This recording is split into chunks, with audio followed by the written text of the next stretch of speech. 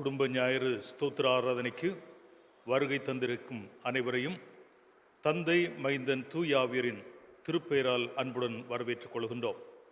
நாம் அனைவரும் எழுந்தென்று ஆண்டவரை தொழுவோம்.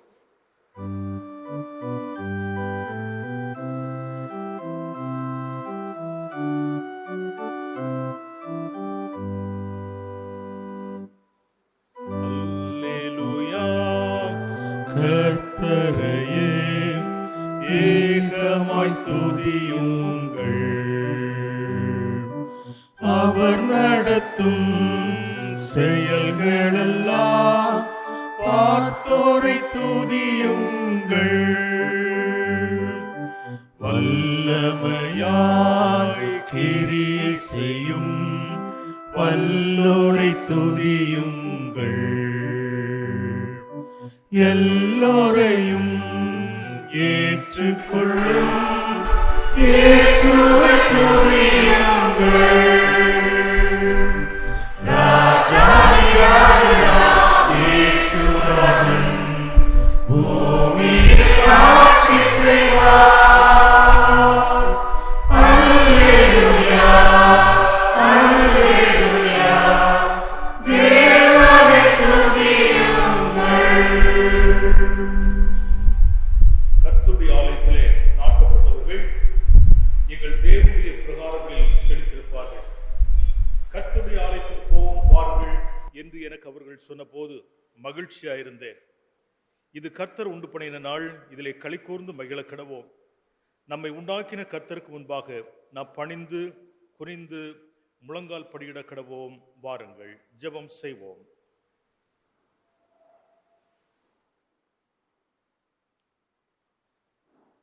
மகா பரிசுத்தமுள்ள எங்கள் ஆண்டவரே, உன்னதத்திலே தூதருடைய துணிகளின் மத்தியிலே வாசம் செய்து கொண்டிருக்கிற தந்தையே, மனமகிழ்ச்சியான குடும்ப ஞாயிறு காலை தொழுகைக்காக ஆண்டவருக்கு நன்றி செலுத்துகின்றோம். நாங்கள் தாண்டி வந்த நாட்களிலே நீர் எங்களுக்கு தந்த பாதுகாப்பு, அரவணைப்பு, சுகபலன், நன்மைகள் இவைகளை நினைத்து உமக்கு நன்றி செலுத்துகிறோம். கடினமான காலங்களை நாங்கள் தாண்டி வந்த போதும் உம்முடைய பரிசுத்த செட்டைகள் எங்களை மறைத்து கொண்டதற்காய் உமக்கு நன்றி செலுத்துகிறோம். சாமி, எங்களுடைய குடும்பங்களின் முக்கியத்துவத்தையும் அதிலே ஆண்டவருடைய ஆளுகையும் நாங்கள் எதிர்பார்த்து இந்த காலை பொழுதிலே உடைய சமூகத்திலே தொழுகைக்காக வந்திருக்கிற ஒவ்வொருவரையும் நீர் ஆசீர்வதிப்பீராக. இன்றைக்கு எங்களுடைய குடும்பங்களின் முக்கியத்துவத்தை உணர்ந்து கொள்வதற்கு பரிசுத்த ஆவியானவர் எங்களோடு கூட செயல்பட வேண்டும் என்று வேண்டி நிற்கிறோம். சுவாமி, நாங்கள் பாடுகின்ற பாடல்களும் தியானிக்க இருக்கிற உம்முடைய வசனங்களும் உம்முடைய பார்வையிலே அருமையாக இருக்க வேண்டும் என்று வேண்டுகிறோம். வந்திருக்கிற ஒருவரையும் ஆண்டவர் ஆசீர்வதித்து சமாதானத்தோடு காத்துக்கொள்ளும். இறுதி மட்டும் எங்களோடு கூட இரும். இயேசுவின் நாமத்தில் வேண்டுகிறோம். ஜெபம் கேளும் நல்ல பிதாவே, ஆமென். நாம் அனைவரும் எழுந்து நின்று ஆவாரும் நாம் எல்லாரும் கூடி மகிழ் கொண்டாடுவோம் என்ற பாடலை பாடுவோம்.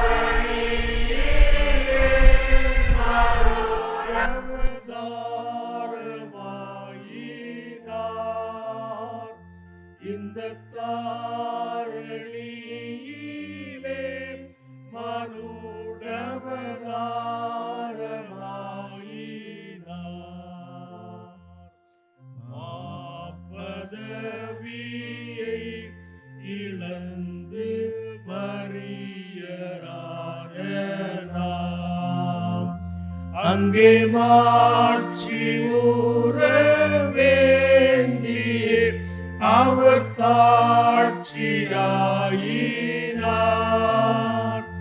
அங்கே மாட்சியூர வேண்டியே அவர் தாழ்ச்சியாயினார். ஞானமதில் அவர் கீழை நண்பர் யாருளர்? வாரும் நாம் உயிரை மீட்கவே அவர் தம் உயிர் மீட்டார். வாரும் நாம் உயிரை மீட்கவே அவர் தம் உயிர் மீட்டார். மாக்கொடிதான சாவின் வலிமை நீக்கியே இந்த மண்டலத்தினின்றுயிர் தவர் மீண்டலம் சென்றார். இந்த மண்டலத்தினின்றுயிர் தவர் மீண்டலம் சென்றார். பாவிகட்காய் பரனிடம் அறிந்து வேண்டியே அவர் பட்சம் வைத்தூரும் தோளும் மறை ரட்சை செய்கிறார். அவர் பட்சம் வைத்தூரும் தோளும் மறை ரட்சை செய்கிறார். ஆவாரும் நாம் எல்லாரும் கூடி மகிழ் கொண்டாடுவோம். சற்று மாசில்லா நம் இயேசுநாதரை வாழ்த்தி பாடுவோம்.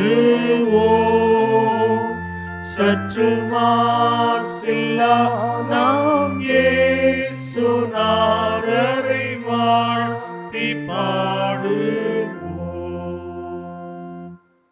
முறைமுறையாய் படிப்போம். கர்த்தரை துதியுங்கள், அவர் நல்லவர், அவர் கிருபை என்றும் உள்ளது. தேவாதி தேவனை துதியுங்கள், அவர் கிருபை என்றும் உள்ளது. கர்த்தாதி கர்த்தரை துதியுங்கள், அவர் கிருபை என்றும் உள்ளது. ஒருவராய் பெரிய அதிசயங்களை செய்கிறவரை துதியுங்கள், அவர் கிருபை என்றும் உள்ளது. வானங்களை ஞானமாய் உண்டாக்கினவரை துதியுங்கள், அவர் கிருபை என்றும் உள்ளது. தண்ணீர்களுக்கு மேலே பூமியை பரப்பினவரை துதியுங்கள், அவர் கிருபை என்றும் உள்ளது. பெரிய சுடர்களை உண்டாக்கினவரை துதியுங்கள், அவர் கிருபை என்றும் உள்ளது. பகலை ஆள சூரியனை படைத்தவரை துதியுங்கள், அவர் கிருபை என்றும் உள்ளது. இரவில் ஆள சந்திரனை நட்சத்திரங்களை படைத்தவரை துதியுங்கள், அவர் கிருபை என்றும் உள்ளது. நம்முடைய தாழ்வில் நம்மை நினைத்தவரை துதியுங்கள், அவர் கிருபை என்றும் உள்ளது. நம்முடைய சத்துருக்களின் கை நின்று நம்மை விடுதலை பண்ணினவரை துதியுங்கள், அவர் கிருபை என்றும் உள்ளது. பிதாவுக்கும் குமாரனுக்கும் பரிசுத்த ஆவிக்கும் மகிமை உண்டாவதாக. ஆதியிலும் இப்பொழுதும் எப்பொழுதுமான சதா காலங்களிலும் மகிமை உண்டாவதாக. ஆமென். முழங்கால் படியிட்டு ஜெபிப்போம்.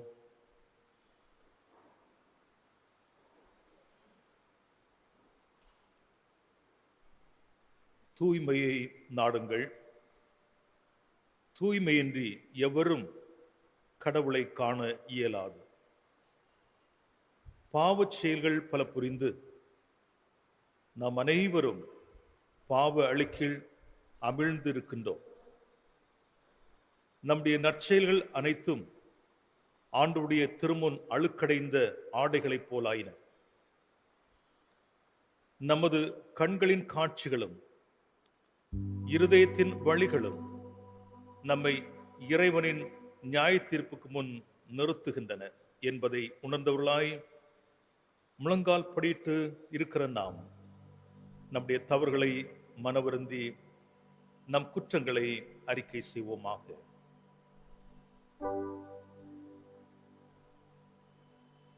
அன்புக்குரியவர்களே, ஒரே ஒரு வாழ்வை ஆண்டவர் இந்த உலகத்திலே நமக்கு தந்திருக்கிறார்.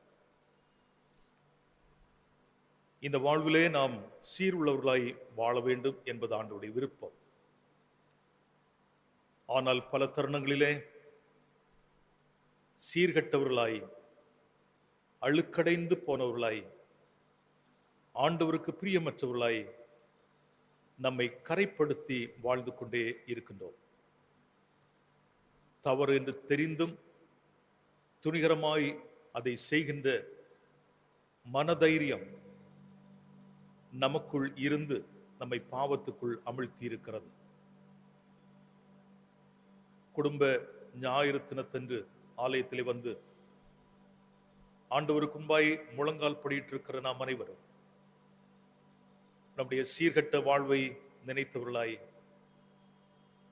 தவறு செய்துவிட்ட தருணங்களை நினைத்தவர்களாய் மனவருந்தி ஆண்டவரிடத்திலே மன்னிப்பு கேட்போம்.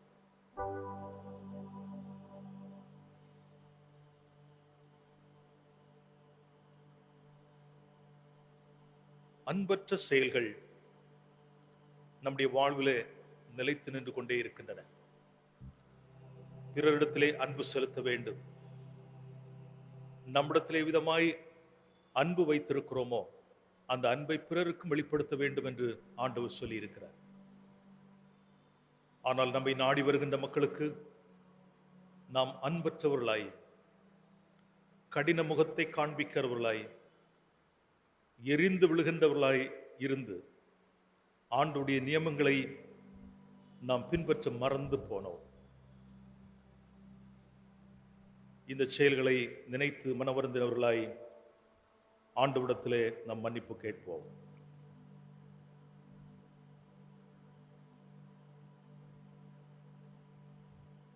சமுதாயத்திலே குடும்பமாய் வாழ வைத்திருக்கிற நமது ஆண்டவர் நம்முடைய சமுதாயத்திற்கு முன்மாதிரியை காட்ட வேண்டும் என்று விரும்பியே நம்மை சமுதாயத்திலே படைத்து வைத்திருக்கிறார்.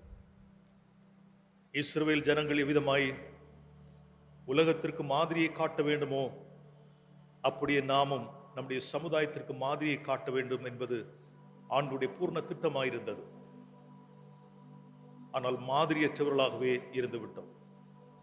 பொய் பேசுகின்றவர்களாய், தகாத செயல்களை செய்கின்றவர்களாய், ஆண்டவருடைய திட்டத்துக்கு விலகி போனவர்களாய், சாத்தான் என்ன நினைக்கிறானோ அதை செய்கின்ற மனநிலையோடு சமுதாயத்திலே கேடு விளைவிக்கின்ற விதைகளைப் போல நாம் வாழ்ந்திருக்கிறோம். இந்த காலை பொழுதிலே நம்முடைய தவறுகளை நினைவு கூர்ந்து ஆண்டவரிடத்திலே மன்னிப்பை கேட்போம்.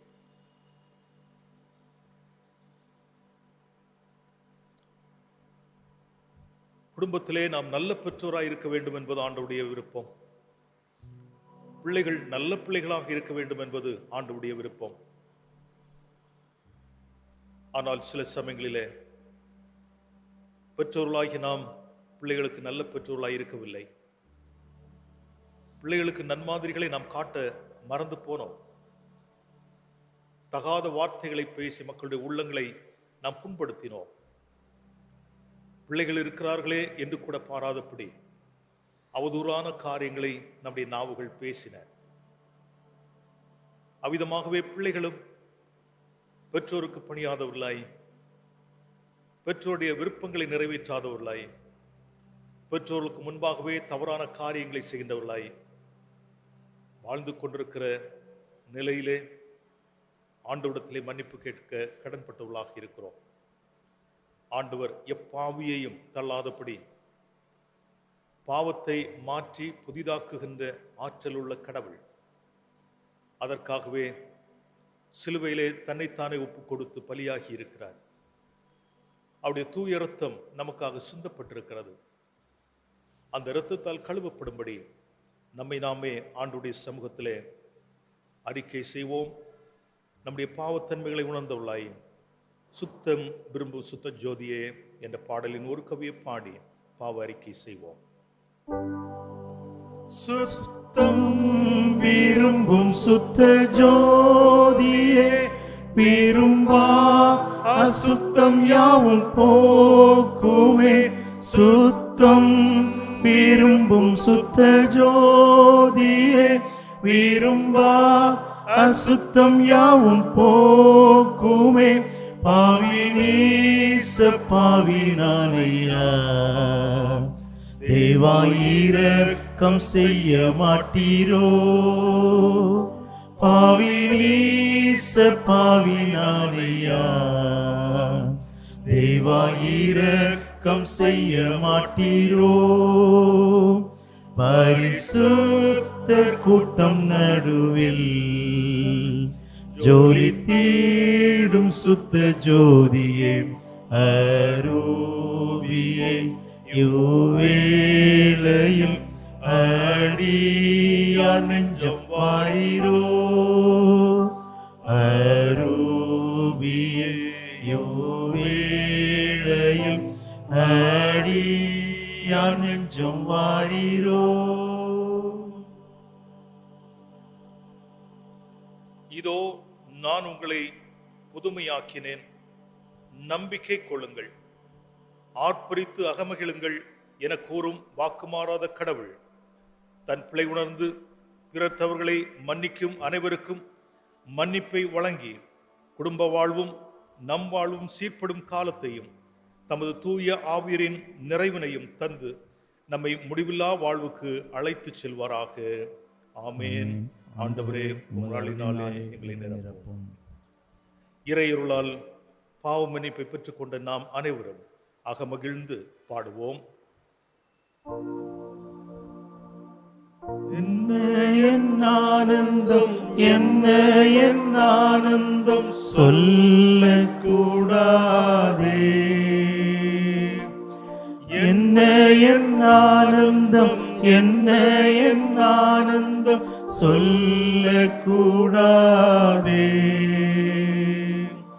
மன்னன் கிறிஸ்து என் பாவங்கள் எல்லாம் மன்னித்து விட்டாரே. மன்னன் கிறிஸ்து என் பாவங்கள் எல்லாம் மன்னித்து விட்டாரே. கடவுள் நமக்கு அருளிய அனைத்து அருங்கொடைகளுக்காக ஆண்டவருக்கு நன்றி செலுத்துவோம். நமது ஆண்டவர் நமக்கு தந்திருக்கிற ஜீவன் பலன் சுகத்திற்காய் நன்றி சொல்வோம். கழிந்த மார்ச் மாதத்திலிருந்து இந்நாள் மட்டும் இந்த உலகத்திலே பற்றி பிடித்திருக்கிற கொரோனா வைரஸ்னாலே நம்மை போன்ற மக்கள் பலர் பாதிக்கப்பட்டார்கள். பல லட்சக்கணக்கான மக்கள் மரித்து போனார்கள்.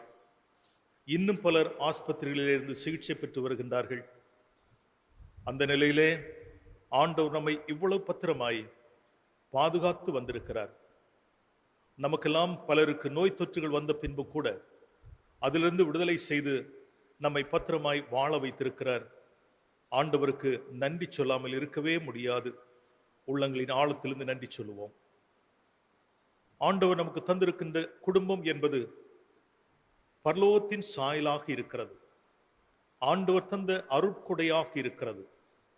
நாம் பெற்றோருக்கு பிறக்கவும், நாம் வளர்ந்து வரவும், நாமும் குடும்பமாய் மாறவும், குடும்பங்களிலே பிள்ளை செல்வங்களை நாம் பெற்றுக்கொள்ளவும் ஆண்டவர் இனிய சிலாக்கியத்தை தந்திருக்கிறார். ஆண்டவருக்கு உள்ளத்தின் ஆழத்திலிருந்து நன்றி செலுத்துவோம். நாம் வாழுகின்ற நம்முடைய நாடு, நம்முடைய நாட்டின் தலைவர்கள், இந்த நாட்டிலே நாம் பெற்று வருகின்ற அனைத்து நன்மைகள், இந்த தேசத்திலே செய்யப்படுகின்ற ஊழியங்கள், ஊழியத்தின் பலனாய் கிடைக்கின்ற ஆத்தும அறுவடைகள், இவைகளுக்காய் ஆண்டவருக்கு நன்றி சொல்வோம். பலருக்கு கிடைக்காத இந்த குடும்ப விழாவை நாம் இன்றைக்கு ஆசரித்துக் கொண்டிருக்கிறோம். நம்முடைய தொழுகையிலே ஆண்டவரும் பங்கு பெற்றுக் கொண்டிருக்கிறார். ஆண்டுடைய பரிசுத்த பிரசன்னத்திற்காகவும் ஆண்டவர் தந்திருக்கிற இனிய இந்த திருவிழாவுக்காகவும் ஆண்டவருக்கு கோடாக்கொடி நன்றி செலுத்துவோம். நம்முடைய மன்றாட்டுகள் தாவீதரசன் நன்றி வேண்டுதலுடன் ஆண்டவரை மகிமைப்படுத்துவோமாக. என் ஆத்துமாவே கர்த்தரை ஸ்தோத்திரி, என் முழு உள்ளமே என் ஆத்துமாவே கர்த்தரை ஸ்தோத்திரி, அவர் செய்த சகல உபகாரங்களையும் மறவாதே. ஆமேன். தொடர்ந்து ஜெப நிலையிலே கர்த்தர் கற்பித்து தந்த ஜெபத்தை பாடல் வாயிலாக ஏறெடுப்போம்.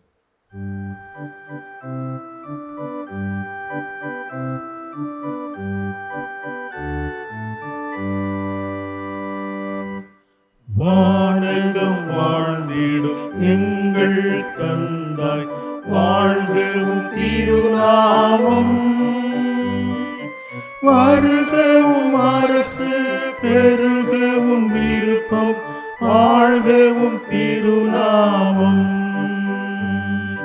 வானகம் போல மையகம் தனிலும் வாழ்கவும் திருநாமம். தினமங்கள் உணவை தயவுடன் தாரும் வாழ்கவும் திருநாமம். பாவங்கள் யாவும் பொறுத்தமையாலும் வாழ்கவும் திருநாமம். பிறப்பிழை நாங்கள் பொறுப்பது போல வாழ்கவும் திருநாமம். சோதனை நின்றமை விலக்கிய காரும் வாழ்கவும் திருநாமம். தீவினை இருந்தே மீட்டிட வாரும் வாழ்கவும் திருநாமம். ஆட்சியும் ஆற்றலும் அனைத்துள்ள மாண்பும் வாழ்கவும் திருநாமம். இன்று போல் என்றும் இறைவனே உமதே வாழ்கவும் திருநாமம். ஆமென் ஆமென் அநாதியாமே வாழ்கவும் திருநாமம். ஆமென் ஆமென் அநாதியாமே வாழ்கவும் திருநாமம். அமர்ந்திருந்து இந்த நாளுக்குரிய திருமறை பகுதிகளை வாசிக்க கேட்போம்.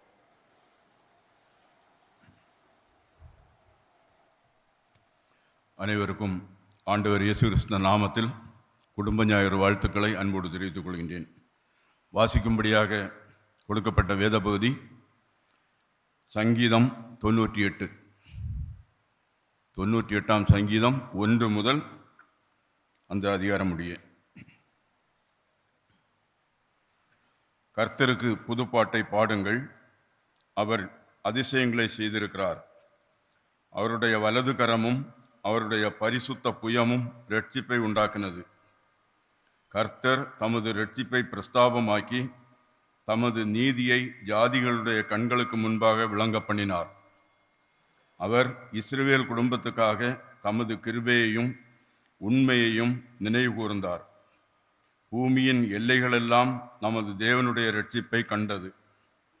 பூமியின் குடிகளே, நீங்கள் எல்லாரும் கர்த்தரை நோக்கி ஆனந்தமாய் ஆர்ப்பரியுங்கள், முழக்கமிட்டு கம்பீரமாய் பாடுங்கள்.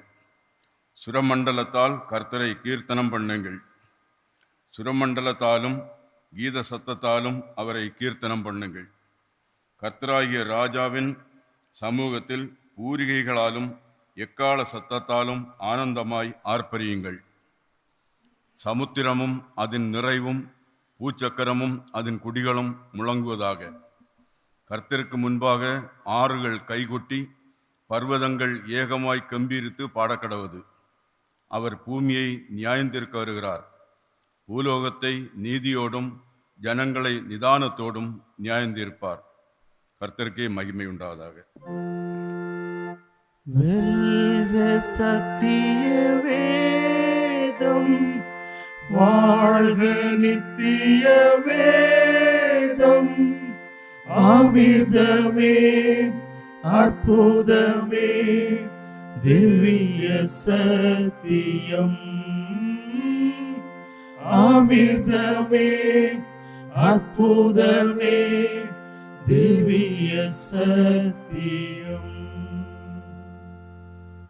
படிக்கப்பட வேண்டிய நிருப பகுதி அப்போஸ்தலனாகிய பவுல் எபேசியருக்கு எழுதின நிருபம் 3வது அதிகாரம் வசனங்கள் 11 முதல் 21 வரை.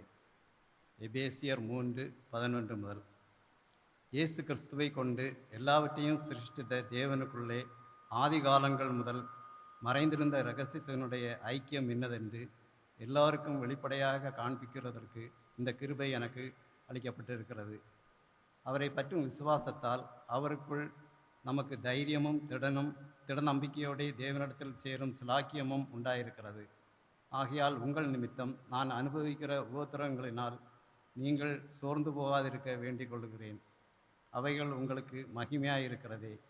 இது நிமித்தம் நான் பரலோகத்திலும் பூலோகத்திலும் உள்ள முழு குடும்பத்துக்கும் நாம காரணராகிய நம்முடைய கர்த்தராயிருக்கிற இயேசு கிறிஸ்துவனுடைய பிதாவை நோக்கி முழங்கால் படியிட்டு, நீங்கள் அவருடைய ஆவியினாலே உள்ளான மனுஷனில் வல்லமையாய் பலப்படவும், விசுவாசத்தினாலே கிறிஸ்து உங்கள் இருதயங்களில் வாசமாயிருக்கவும், நீங்கள் அன்பிலே வேரூன்றி நிலை பெற்றவர்களாகி சகல பரிசுத்தவான்களோடும் கூட கிறிஸ்துவனுடைய அன்பின் அகலமும் நீளமும் ஆழமும் உயரமும் இன்னதென்று உணர்ந்து அறிவு கெட்டாத அந்த அன்பை அறிந்து கொள்ள வல்லவர்களாகவும், தேவனுடைய சகல பரிபூரணத்தாலும் நிறையப்படவும் அவர் தமது மகிமையினுடைய ஐஸ்வர்யத்தின்படியே உங்களுக்கு அனுகிரகம் பண்ண வேண்டுமென்று வேண்டிக் கொள்கிறேன்.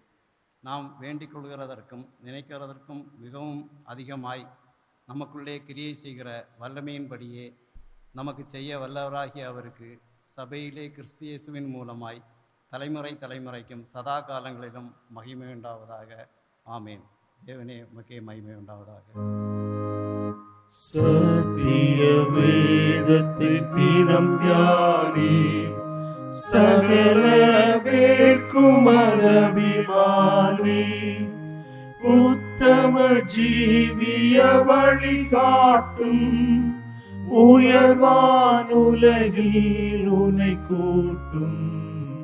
சத்திய வேதத்தை தினம் தியானி, சகல பேர்க்கும் அபிமானி.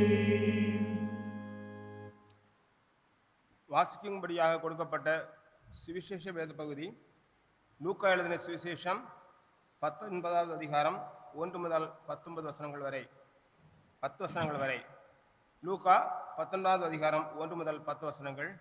சுவிசேஷ பாகம் வாசிக்கும் போது சபையார் எழுந்ததற்கு அன்பாக கேட்டுக்கொள்கிறேன். அவர் எரிகோவில் பிரவேசித்து அதன் வழியாக நடந்து போகையில் ஆயக்காரருக்கு தலைவனும் ஐஸ்வர்யானுமாயிருந்த சகேயு எனப்பட்ட ஒரு மனுஷன் இயேசு எப்படிப்பட்டவரோ என்று அவரை பார்க்க வகை தேடினான். அவன் புலனானபடியால் ஜனக்கூட்டத்தில் அவரை காணக்கூடாமல் அவர் போகும் வழியில் முன்னாக ஓடி அவரை பார்க்கும்படி ஒரு காட்டத்தை மரத்தில் ஏறினான். இயேசு அந்த இடத்தில் வந்தபோது அண்ணாந்து பார்த்து அவனை கண்டு, சகேயுவே, நீ சீக்கிரமாக இறங்கி வா, இன்றைக்கு நான் உன் வீட்டிலே தங்க வேண்டும் என்றார். அவன் சீக்கிரமாக இறங்கி சந்தோஷத்தோடு அவர் அழைத்து கொண்டு போனான். அதை கண்ட யாரும், இவர் பாவியான மனுஷனிடத்தில் தங்கும்படி போனார் என்று முறுமுறுத்தார்கள். சகேயு நின்று கர்த்தரை நோக்கி, ஆண்டவரே, என் ஆஸ்திகளில் பாதியை ஏழைகளுக்கு கொடுக்கிறேன். நான் ஒருவனிடத்தில் இதையாகவும் அநியாயமாய் வாங்கினதுண்டானால் நாளத்தனையாக திரும்ப செலுத்துகிறேன் என்றான். இயேசு அவனை நோக்கி, இன்றைக்கு இந்த வீட்டுக்கு ரட்சிப்பு வந்தது, இவனும் ஆபிரகாமுக்கு குமாரனாயிருக்கிறானே. இழந்து போனதை தேடவும் ரட்சிக்கவுமே மனுஷகுமாரன் வந்திருக்கிறார் என்றார் என்பதே கிறிஸ்துவே உமக்கு மகிமை உண்டாதார். அமருவோம். அன்புமிக்கவர்களே, தொடர்ந்து அர்ப்பண நிகழ்வுக்கு நாம் ஆயத்தமாகின்றோம். முதலாவதாக சிறு குழந்தைகளை யாராவது ஆலயத்துள் கொண்டு வந்திருந்தால் நீங்கள் முதல் பகுதியை குழந்தைகளை அர்ப்பணிக்கின்ற பகுதி வாசிக்கின்ற போது நிலைமையில் இல்லைங்க உங்களை அன்போடு கேட்டுக்கொள்ளுகிறோம்.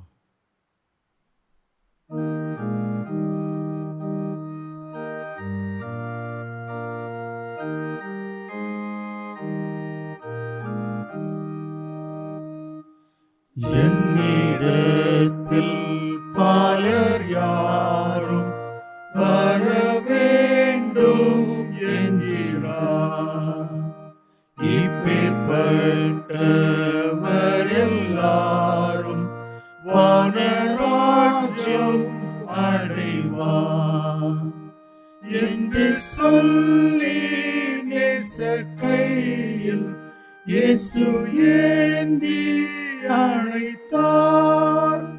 பாலரவரை உள்ளத்தில் அன்பாய் எண்ணி போற்றுவார். சிறு பிள்ளைகளை இயேசு தொடும்படிக்கு அவர்களை அவரிடத்தில் கொண்டு வந்தார்கள். கொண்டு வந்தவர்களை சீஷர்கள் அதட்டினார்கள். இயேசு அதை கண்டு விசனமடைந்து, சிறு பிள்ளைகள் என்னிடத்தில் வருகிறதற்கு இடம் கொடுங்கள், அவர்களை தடை பண்ணாதிருங்கள். தேவனுடைய ராஜ்யம் அப்படிப்பட்டலுடையது. எவனாகிலும் சிறு பிள்ளையைப் போல் தேவனுடைய ராஜ்யத்தை ஏற்றுக்கொள்ளாவிட்டால் அவன் அதில் பிரவேசிப்பதில்லை என்று மெய்யாகவே உங்களுக்கு சொல்லுகிறேன் என்று சொல்லி அவர்களை அணைத்து கொண்டு அவர்கள் மேல் கைகளை வைத்து அவர்களை ஆசீர்வதித்தார். பிள்ளைகளுக்காக கண்களை மூடி ஜெபம் செய்வோம். சிறு பிள்ளைகள் என்னிடத்தில் வருவதற்கு இடம் கொடுங்கள், அவர்களை தடை பண்ணாதிருங்கள் என்று சொல்லி பிள்ளைகளை மார்போடு அணைத்து கொண்டு ஆசீர்வதித்த எங்கள் நல்ல ஆண்டவரே, எங்களுடைய குடும்பங்களிலே தீபங்களாய் தந்திருக்கின்ற சின்ன குழந்தைகளுக்காக ஆண்டவருக்கு நன்றி செலுத்துகிறோம். இந்த சின்ன பிள்ளைகள் மூலமாய் எங்களுடைய குடும்பம் முழுவதுமாகவே மகிழ்ந்திருக்கிறது. அது ஆண்டவருக்கு பிரியமாயிற்று. அதற்காக ஆண்டவருக்கு நன்றி செலுத்துகிறோம். பிள்ளைகள் பரலோக ராஜ்யத்திலே உம்முடைய தூதர்களால் போற்றப்படுகின்றவர்களாக இருக்கிறார்கள், கண்காணிக்கப்படுகின்றவர்களாக இருக்கிறார்கள். அந்த பிள்ளைகளை உம்முடைய கரங்களிலே இப்போது தாழ்த்தி அர்ப்பணம் செய்கிறோம். சாமி, உம்முடைய மார்போடு அணைத்துக் கொள்ளும். உம்முடைய பரிசுத்த கரங்களினால் பிள்ளைகளை தொட்டு ஆசீர்வதியும். பிள்ளைகள் சுகத்தோடும் ஞானத்தோடும் பலத்தோடும் தெய்வ சக்தியோடும் ஆற்றலோடும் வளருவதற்கு நீர் அவர்களுக்கு அனுக்கிரகம் செய்ய வேண்டும் என்று இயேசுவின் நாமத்தில் வேண்டுகிறோம் நல்ல பிதாவே, ஆமென். சிறுவர்களும் இளையோரும் அமர்ந்திருக்கின்ற இடங்களை எழும்பி நிற்க உங்களை அன்பாய் கேட்டுக்கொள்கிறோம். வாருங்கள், சிறுவர் இளையோரை ஆண்டவரிடத்தில் அர்ப்பணிப்போம்.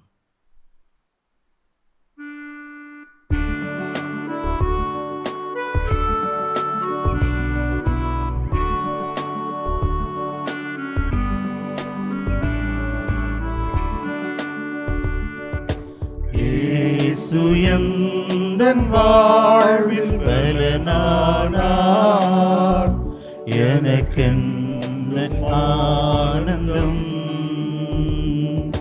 இயேசு எந்தன் வாழ்வில் பலனானார், எனக்கென்ன ஆனந்தம்.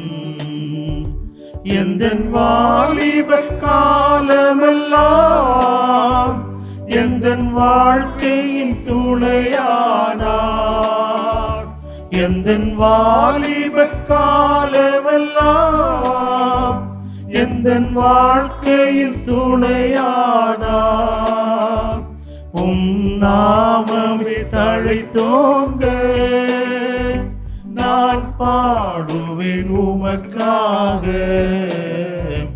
எந்தன் இதயமே உமை பாடும், எந்தன் நினைவுகள் உமதாகும்.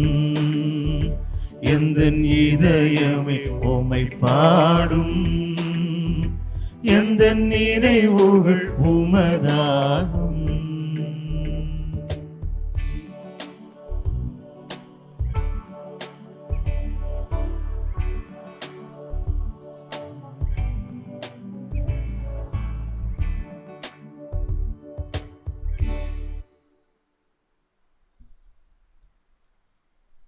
பிள்ளைகள் கர்த்தரால் வரும் சுதந்திரம், கற்பத்தின் கனி அவரால் கிடைக்கும் பலன்.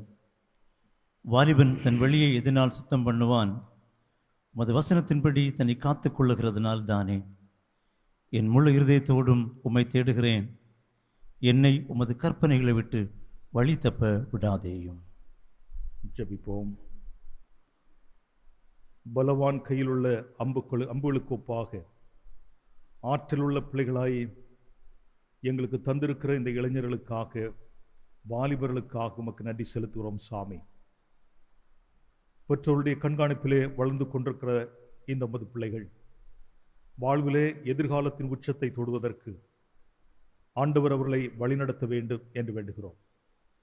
கல்வியிலே சிறந்து விளங்கவும், பெற்றோருக்கு நல்மதிப்பை கொடுக்கின்ற பிள்ளைகளாக இருக்கவும், சமுதாயத்திலே மாதிரியை காட்டுகின்ற பிள்ளைகளாக இருக்கவும், இயேசு கிறிஸ்துவானவர் 12வது வயதிலே ஆலயத்துக்கு அதிக முக்கியத்துவம் கொடுத்து அங்கேயே தங்கியிருந்தது போல இந்த பிள்ளைகளும் ஆலயத்தின் ஆராதனைகளுக்கும் ஆலயம் சார்ந்த நிகழ்வுகளுக்கும் தங்களுடைய வாழ்விலை முக்கியத்துவம் கொடுத்து ஆண்டவருடைய ஆசீர்வாதங்களை பெற ஆண்டவர் கிருபை செய்யும்.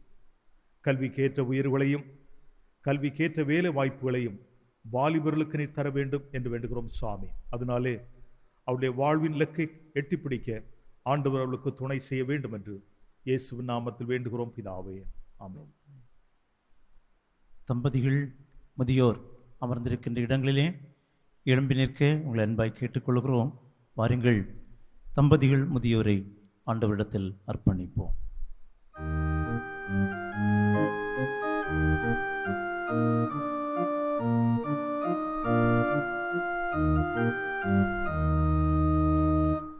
பயந்து கர்த்தரின் பக்தி வழியில் பணிந்து நடப்போன் பாக்கியவான். பயந்து கர்த்தரின் பக்தி வழியில் பணிந்து நடப்போன் பாக்கியவான். முயன்று உழைத்து பலனை உண்பார். முயன்று உழைத்து பலனை உண்பார். முடிவில் பாக்கியம் மேன்மை காண்பார். முடிவில் பாக்கியம் மேன்மை காண்பார். பயந்து கர்த்தரின் பக்தி வழியில் பணிந்து நடப்போர் பாக்கியவான். கர்த்தருக்கு பயந்து அவர் வழிகளில் நடக்கிறவன் எவனோ அவன் பாக்கியவான். உன் கைகளின் பிரயாசத்தை நீ சாப்பிடுவாய், உனக்கு பாக்கியமும் நன்மையும் உண்டாயிருக்கும். உன் மனைவி உன் வீட்டோரங்களில் கனிதரும் திராட்சை கொடியைப் போல் இருப்பாள். உன் பிள்ளைகள் உன் பந்தியை சுற்றிலும் ஒலிவ மர கன்றுகளைப் போல் இருப்பார்கள். ஜெபிப்போம். அன்பு கடவுளே, இந்த தொழுகையிலே பங்கேற்றிருக்கிற அருமையான இளம் தம்பதியர்களுக்காய் உமக்கு நன்றி செலுத்துகிறோம் சுவாமி. அதே விதமாய் முதிர்ந்த பெற்றோருக்காய் உமக்கு நன்றி செலுத்துகின்றோம். ஆண்டவர் தம்முடைய அருளையும் கிருபையும் அன்பு குடும்பங்களின் மேல் பொழிந்தருள வேண்டும் என்று வேண்டுகின்றோம். திருமண வாழ்விலே பிரவேசித்திருக்கிற இளம் தம்பதியர்களுக்கு ஆண்டவர் ஏற்ற காலங்களிலே புத்திர பாக்கியங்களை கொடுத்து அவர்களை உற்சாகப்படுத்த வேண்டும் என்று வேண்டுகிறோம் சுவாமி. பெற்றோர்கள் தங்களுடைய கரங்களிலே ஆண்டவர் தந்திருக்கிற சுதந்திரத்தை பத்திரமாய் பேணி பாதுகாக்கவும் பிள்ளைகளை நல்வழிப்படுத்தவும் பெற்றோருடைய உள்ளத்திலே ஆர்வத்தை தர வேண்டும் என்று வேண்டுகின்றோம். முதிர்ந்த பெற்றோருக்காய் ஆண்டவருக்கு நன்றி செலுத்துகிறோம். ஆண்டவரே, முதிர் வயதிலும் கனிதரும் விருட்சத்தைப் போல அவர்கள் செழித்து குடும்பங்களுக்கு ஆதரவாக இருக்க நீர் அருள் தர வேண்டும் என்று வேண்டுகிறோம். தீர்க்க ஆயுசை நீர் தாரும். தாழ்த்துகின்றோம், ஏற்றுக்கொள்ளும் இயேசுவின் நாமத்தில் வேண்டுகிறோம். ஜெபம் கேளு நல்ல பிதாவே, ஆமென். அமர்வோம். நினைவிலும் நித்திய வான் வீட்டிலும் வாழ்வோரை நினைவு கூர்ந்து அவருடைய ஆத்துமாக்களை ஆண்டவரிடத்தில் அர்ப்பணம் செய்வோமாக.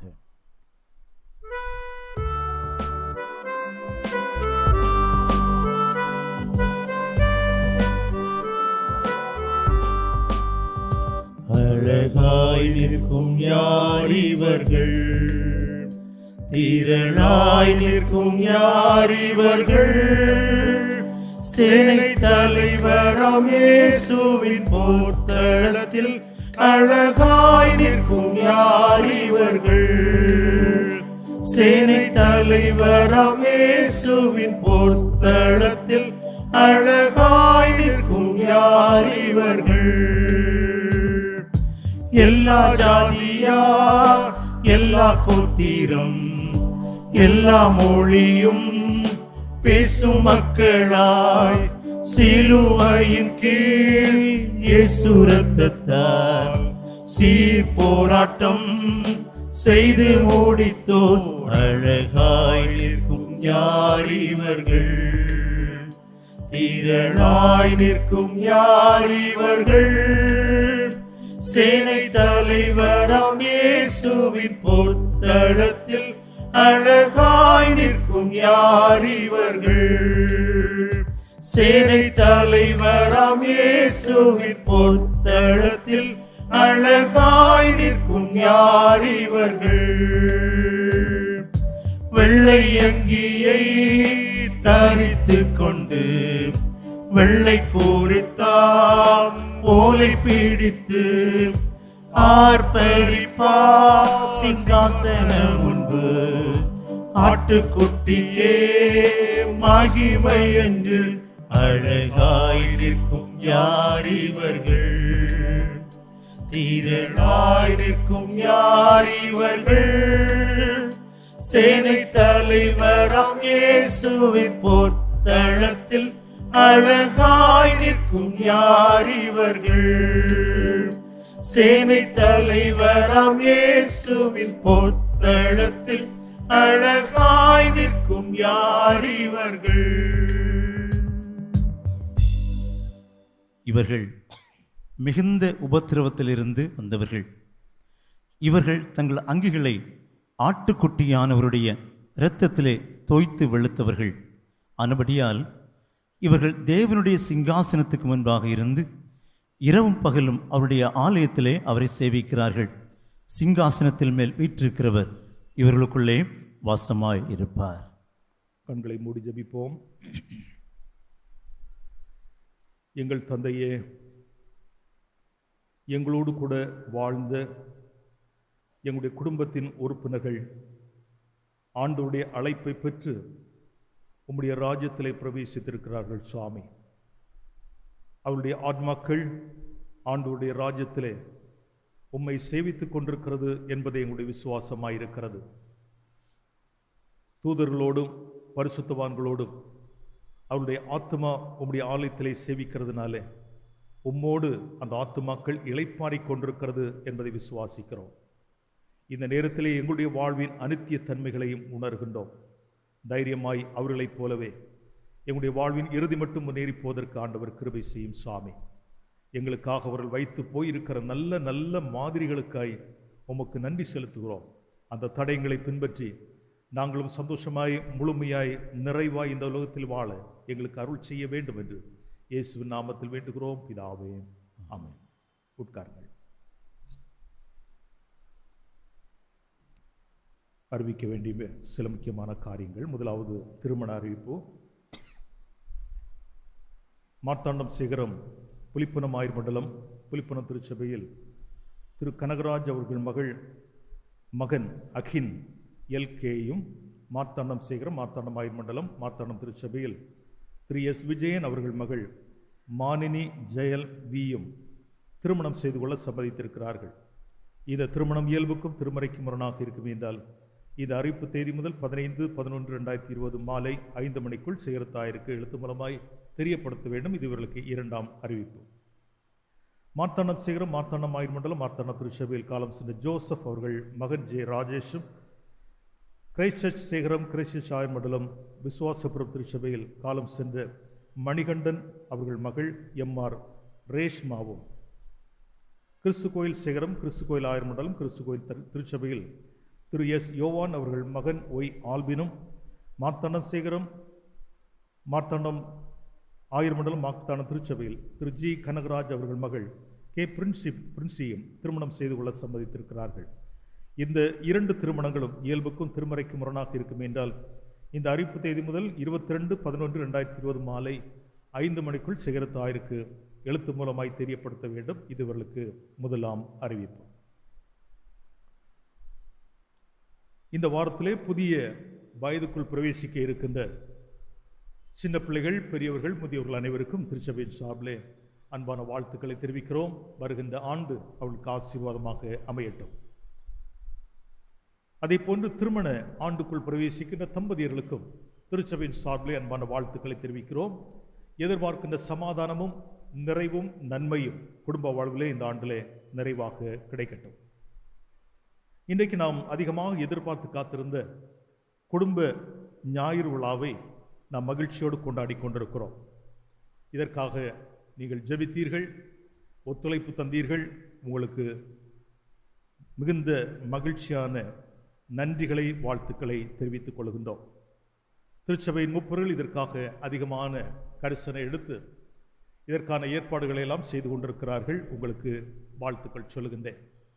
சிறப்பு காணிக்கைகளை நீங்கள் கைகளிலே கொண்டு வந்திருப்பீர்கள். கொண்டு வந்த காணிக்கைகளை முன்னால் அமைந்திருக்கிற ட்ரெயிலேயோ இல்லை என்றால் வேதாகம தாய்மாரிடத்திலே நீங்கள் கொடுத்தால் அதை திருச்சபையிலே சமர்ப்பணம் செய்வதற்கு வசதியாக இருக்கும்.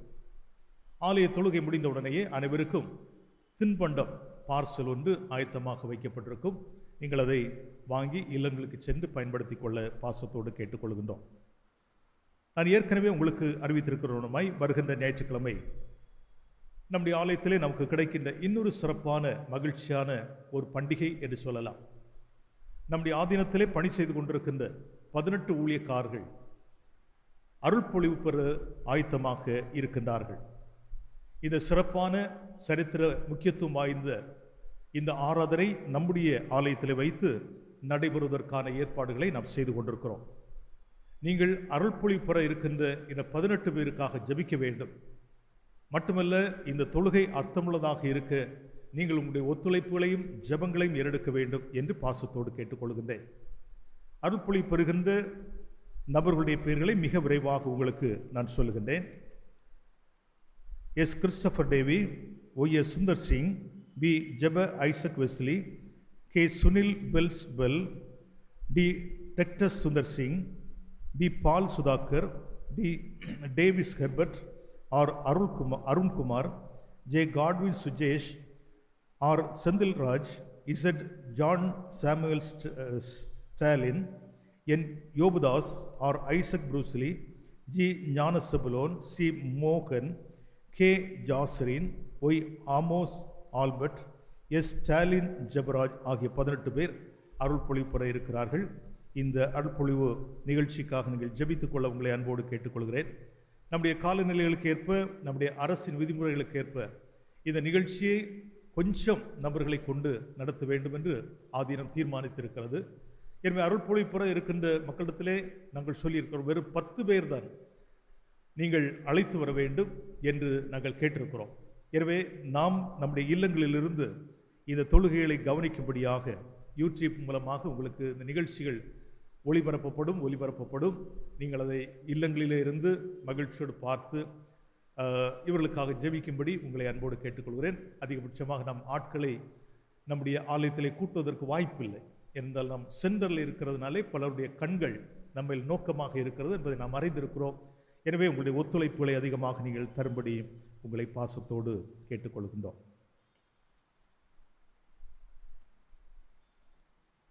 இப்போது நாம் அனைவரும் எழுந்து நின்று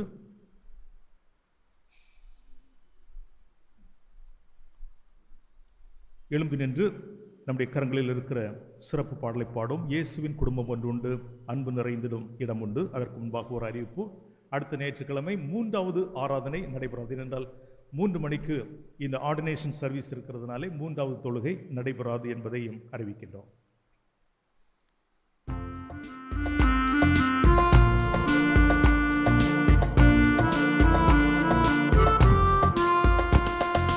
இயேசுவின் குடும்பம் ஒன்று உண்டு, அன்பு நிறைந்திடும் இடம் உண்டு. இயேசுவின் குடும்பம் ஒன்று உண்டு, அன்பு நிறைந்திடும் இடம் உண்டு. உயர்வும் இல்லை அங்கு தாழ்வும் இல்லை, ஏழை இல்லை பணக்காரர் இல்லை.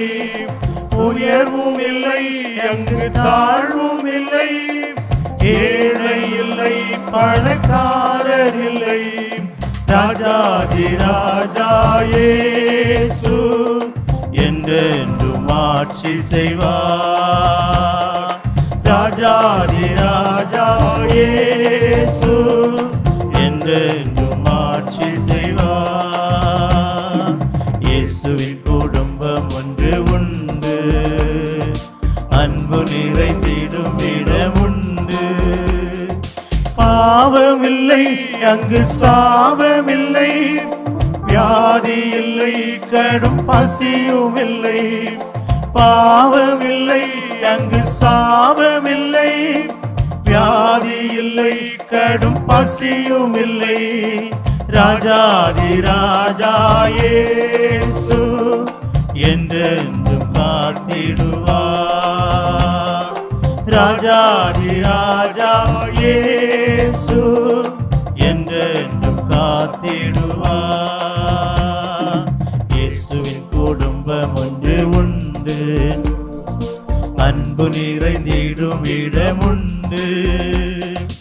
இன்பமுண்டு, சமாதானமுண்டு, வெற்றி உண்டு, துதி பாடலுண்டு.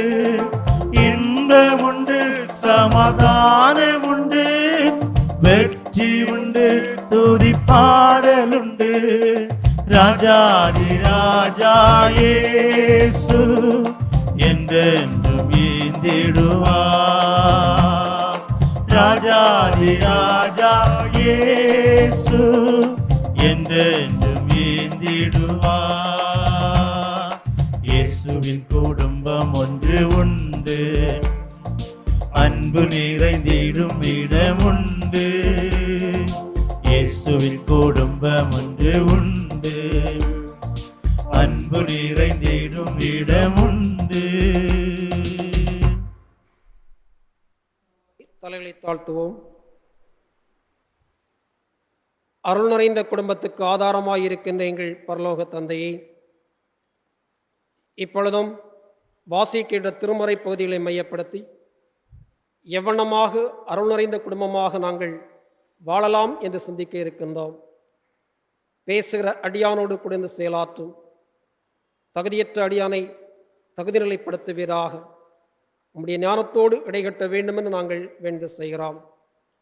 எல்லாவற்றுக்கும் மேலாக கேட்கின்ற உள்ளங்களோடும் இடைவிடம் தெளிவான சிந்தனை கொடுத்து ஆன்மீக ரீதியான உந்தலை பெற்று வாழ்வை வளமைப்படுத்திக் கொண்ட வாய்ப்பை அதன் மூலம் இந்தளிப்பீராக. எல்லாவற்றுக்கும் மேலாக உம் சித்தம் வெளிப்படத்தக்கதாக துணை செய்யும். இறைமந்தன் இயேசு கிறிஸ்துவில வேண்டு செய்கிற நல்ல பிதாவே, ஆம்.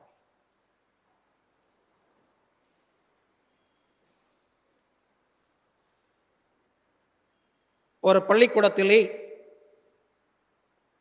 ஒரு ஆசிரியை வகுப்பறைக்கு சென்றார்கள்.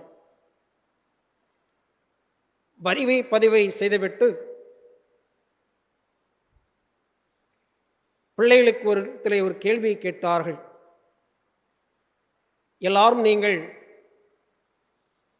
பேப்பரை எடுத்து உலக அதிசயங்களில் 7 நீங்கள் எழுத வேண்டும் என்று கூறினார்கள். ஆசிரியருடைய சொல்லை கேட்டு ஒவ்வொரு பிள்ளைகளும் உலக அதிசயங்களை பற்றி எழுதினார்கள்.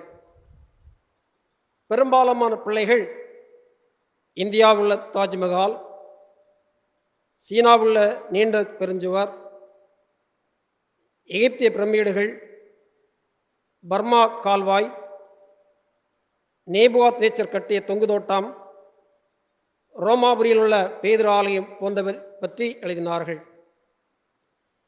இச்சூழலை மத்தியிலே ஒரு சிறுமி இழந்தி ஆசிரியரிடம் கேட்டாள், மேடம், நீங்கள் உலகில் உள்ள 7 அதிசயங்களை பற்றி கேட்டீர்கள்.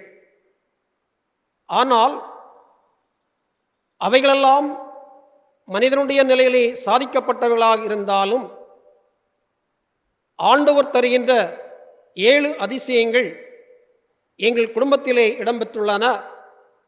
அவற்றை நான் எழுதட்டுமா என்று கேட்டாள். சரி என்று கூறிய வேளையிலே இந்த சிறுமி அழகாக எழுதினாள். எங்கள் குடும்பத்திலே ஆண்டவர் தந்த அன்பு, கிருபை, சந்தோஷம், சமாதானம், ஐக்கியம், பரிவு, பற்றுறுதி இவளை குறிப்பிட்டாள். இந்த ஆசிரியைக்கு மிகுந்த ஆச்சரியமாக இருந்தது. எப்படி இதை அதிசயம் என்று சொல்ல முடியும் என்று. உடனே இந்த சிறுமி பதிலுரை கொடுத்தாள். உலகம் என்ற இயக்கமே குடும்பத்தில்தான் அடங்கியுள்ளது. ஒரு குடும்பமானது சமூகம் என்ற அமைப்பை உருவாக்குகிறது. சமூகம் என்ற அமைப்பானது நாட்டை உருவாக்குகிறது. நாடுகள் பல சேர்ந்து உலகத்தை உருவாக்கி இருக்கின்றன. ஆகவே குடும்பத்திலே செய்யப்படுகின்ற செயல்தான் உலகத்தின் வரலாற்று தன்மையாகவும் சித்திரங்களாகவும் மேலே எழுப்பப்படுகின்ற ஒன்றாகவும் இருக்கிறது என்று கூறினாள். அன்புக்குரியவரே, இந்த உலகத்திலே குடும்பம் என்பது முக்கிய இடம்பெற்ற ஒன்றாக காணப்படுகிறது. தாவீது அரசன் சங்கீதம் 98 அவன் அதிசயங்களை பற்றி கூறுகின்ற பட்டியலிலே தன்னுடைய படைபலத்தையோ அதிகார பலத்தையோ தான் சாதித்து காட்டியவற்றையோ அவன் குறிப்பிடவில்லை. மாறாக ஆண்டவர் அவனுடைய குடும்பத்திலும் இஸ்ரவேல் குடும்பத்திலும் செய்த கிருபையை அவன் சுட்டிக்காட்டுகின்றான். கிருபையும் உண்மையும் நினைவூர்ந்தார் என்று கூறப்படுகிறது. இன்றைய நாட்களிலே ஒரு குடும்பம் சீரும் சிறப்போடு அமைய வேண்டும் என்று சொன்னால் பலவற்றை சாதித்து காட்டக்கூடியவர்களாக இருந்தாலும் ஆண்டவர் அருளுகின்ற கிருபை இல்லாவிட்டால் எதையும் சாதிக்க முடியாது. கிருபை என்பது ஆண்டவராலே ஈவாக கொடுக்கப்படுகின்ற ஒரு அம்சமாக காணப்படுகிறது. நம்முடைய தகுதியின் அடிப்படையில் நம்முடைய தகுதிக்கு அப்பாற்பட்ட நிலையிலே கொடுக்கப்படுகின்ற ஒன்றாக இருக்கிறது. பொதுவாக திருமறையிலே இந்த குறும்பை எப்படி குடும்பத்துக்கு ஈடேற்றம் பெற்றது என்பதை நாம் பார்ப்போம் என்று சொன்னால், ஆதியிலே ஆதாம் ஏவாளை உருவாக்கி குடும்பத்தை ஆண்டவர் அமைத்தார். ஆனால் ஆதி பெற்றோர்கள் தவறழைத்த காரணத்தினாலே ஆண்டவரோடு உள்ள உறவானது முறிவு நிலை ஏற்பட்டது. என்றாலும் வரலாற்றில் தொடர்ந்து ஆண்டவர் பலவிதமான அம்சங்களை ஆண்டவருடைய தாசர்கள் மூலமும் தீக்கர்கள் மூலமும் மற்றும் இறைவாக்கினர்கள் மூலமும் அதோடு பல அம்சங்களிலே கொடுத்தார். இப்படி கொடுத்த அவர் குடும்பங்கள் வலிமை பெறத்தக்கதாகவும் அந்த அம்சங்களின் வாயிலாக செயலாற்றினார். இதைத்தான் சங்கீதக்காரனாகிய தாவீது, கர்த்தர் வீட்டை கட்டாராகில் அதை கட்டுறவரின் பிரயாசம் விருதா என்பது சொல்லுகின்றார். பிளவுபட்ட இடநிலைப்பட்ட குடும்ப நிலை மீண்டுமாக கிறிஸ்துவாலே உயிர் பெற்ற நிலையும் மேன்மை பெற்ற நிலையும் நாம் வரலாற்றில் காண்கின்றோம். இன்றைய காலகட்டத்திலே நம்முடைய குடும்பம் இறை அருள் பெற்றிருக்கிறதா என்பதை நாம் சிந்திக்க நாம் கடமைப்பட்டுள்ளோம். ஒரு வல்லுநர் கூறுகின்றார், குடும்பம் என்பது அமைதியின் வழி செல்கின்ற ஒரு யுக்தி. இந்த யுக்திதான் உலகத்திலே சாதனையும் மேன்மையும் நிகழ்த்தக்கூடியதாக இருக்கிறது. எந்த குடும்பங்களெல்லாம் ஆண்டவருடைய கிருபை பெற்று செயல்படுகிறதோ வாழ்கிறதோ அந்த குடும்பங்கள் உலகத்தில் மேன்மையை சாதித்து காட்டினார்கள். ஆகவே நம்முடைய குடும்பங்களும் இறை அருளை பெற்ற குடும்பமாக வாழ வேண்டும். சங்கீதக்காரனாகிய தாவீது அவனுடைய சங்கீத பாடல்களிலே அதிகமாக ஆண்டவருடைய கிருபையும் அவருடைய வழிநடத்துதலையும் சுட்டிக்காட்டுகின்றார். சுட்டிக்காட்டுகின்ற அவர் இறையருள் பெற்ற குடும்பமாக நாம் வாழ வேண்டும் என்று சொன்னால் எவ்வண்ணமான அம்சங்கள் இடம்பெற வேண்டும் என்பதை 3 கருத்துக்கள் வாயிலாக உங்களோடு பகிர்ந்து கொள்ளலாம் என நினைக்கின்றேன். முதலாவதாக நம்பிக்கை. இறையருள் பெற்ற குடும்பமாக ஒரு குடும்பம் திகழ வேண்டும் என்று சொன்னால் நம்பிக்கை தேவையான ஒன்றாக இருக்கிறது. சங்கீதக்காரனாகிய தாவீது சங்கீதம் 115:9-12 வாசிக்கின்ற பொழுது அழகாக சுட்டிக்காட்டுகின்றார். இஸ்ரவேலே கர்த்தரை நம்பு, அவரே அவர்களுக்கு துணையும் கேடமாயிருக்கிறார். ஆரோன் குடும்பத்தாரை கர்த்தரை நம்புங்கள், அவரே அவர்களுக்கு துணையும் அவர்களுக்கு கேடமாய் இருக்கிறார் என்று சொல்கின்றார். மனிதர்களாக நம்முடைய வாழ்க்கையிலே ஒரு குடும்பம் ஆண்டவருடைய அருளை அல்லது கிருபையை பெற்றதாக இருக்க வேண்டும் என்று சொன்னால் நம்பிக்கை தேவையான ஒன்றாக இருக்கிறது. சங்கீதக்காரனாகிய தாவீதுடைய சிந்தனையெல்லாம் ஆதி பிதாக்களை முன்னிலைப்படுத்தி இந்த கருத்தை சொல்கின்றார். அதாவது ஆபிரகாம், ஈசாக்கு, யாக்கோபு இவர்கள் கொண்ட நம்பிக்கையின் அடிப்படையிலே ஆண்டவர் எந்த தன்மையிலே செயல்பட்டார், கிருபையை கொடுத்தார், வாக்குத்தத்தத்தை கொடுத்தார் என்ற சிந்தனையில்தான் இதை அவர் சொல்கின்றார். ஆபிரகாமுக்கு தரிசனமானார். அவன் கடவுளுடைய வார்த்தைக்கு கீழ்ப்படைந்து தேவன் காண்பிக்கும் தேசத்துக்கு புறப்பட்டு போனான். அந்த நம்பிக்கையானது அவனை தேவனுடைய சிநேகிதன், விசுவாசத்தின் வல்லவன் என்ற நிலைக்கு நேராக கொண்டு சென்றது. ஆண்டவர் தொடர்ந்து வாக்குத்தத்தத்தையும் நிறைவேற்ற வல்லவராயிருந்தார். ஈசாக்குடைய வாழ்க்கையிலே ஆபிரகாமுடைய கட்டளை அடிப்படையிலே ஈசாக்கை பலியாக ஒப்புக் கொடுக்க முற்பட்டான். ஆண்டவர் தடுத்து நிறுத்தினார். ஒரு ஆட்டுக்கடாவை பலி செலுத்த சித்தம் கொண்டார். தொடர்ச்சியாக ரெபெக்காவை திருமணம் மேற்கொள்கின்றான். கேராரின் பள்ளத்தாக்கிலே குடிபுகுந்தார். அந்த இடத்திலே அவன் கொண்ட நம்பிக்கையின் அடிப்படையிலே 100 மடங்கு ஆசீர்வாதத்தை பெற்றதாக கூறப்படுகிறது. அவன் ஒரு விசுவாசத்தின் தன்மையிலே சென்றது மட்டுமல்லாமல் கடவுளுடைய கிருபையை அதிகமாக பெற்றுக்கொண்டான். எத்தனாய் யாக்கோபுடைய வாழ்க்கையிலும் ஆண்டவரிடத்திலே மகிமையான தரிசனத்தை பெற்றவன். போராடி விசுவாசத்தின் அடிப்படையிலே ஆசீர்வாதத்தை சுதந்திரித்துக் கொண்டவன். முற்பிதாக்கள் நம்பிக்கையின் அடிப்படையிலே குடும்ப வாழ்விலே அருளை பெற்றார்கள், ஆசையை சுதந்திரித்துக் கொண்டார்கள். இதே வண்ணமாக நாமும் செயல்பட வேண்டும் என்பதை அவர் சுட்டிக்காட்டுகின்றார். இஸ்ரவேல் விடுதலை பயணத்திலும் யோசுவா வழிநடத்துகின்ற சூழலை மத்தியிலே அங்கு சில பிரச்சனைகள் வருகிறது. குடும்ப அமைப்பிலே சில தோய்வுகள் ஏற்பட்டன. ஆண்டவரை தேடாமல் மனம் போன தன்மையிலே செயல்பட ஆரம்பித்தார்கள். ஆகவே தான் யோசுவா அறைக்கோல் விடுத்து எல்லாரும் உணர்வடை செய்கின்ற விதத்திலே பேசுகின்றான். நானும் என் வீட்டாருமோ என்றால் கர்த்தரை சேவிப்போன் என்று தன் குடும்பத்தை முன்னிலைப்படுத்தி பிற குடும்பமும் இணைந்து செயல்பட வேண்டும் என்பதை அவர் சுட்டிக்காட்டுகின்றார்.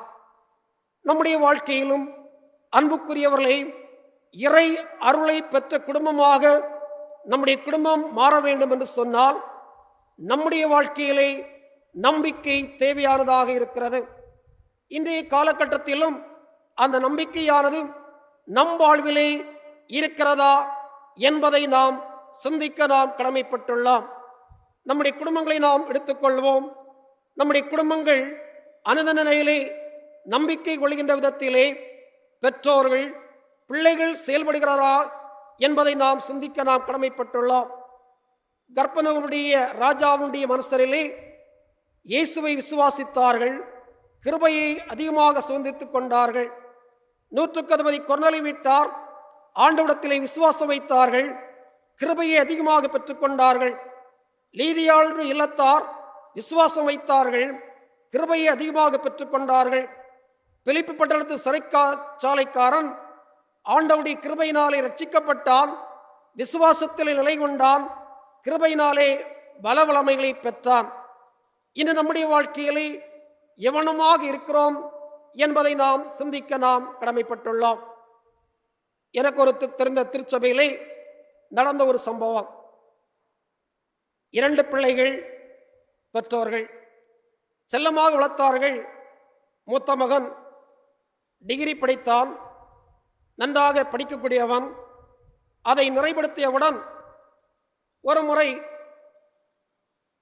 பெற்றோர்களுக்கு அவனுக்கும் சில வாக்குவாதங்கள் வந்தது. அதன் அடிப்படையிலே தன்னுடைய சான்றிதழை எடுத்துக்கொண்டு அவன் எங்கே சென்று விட்டான்.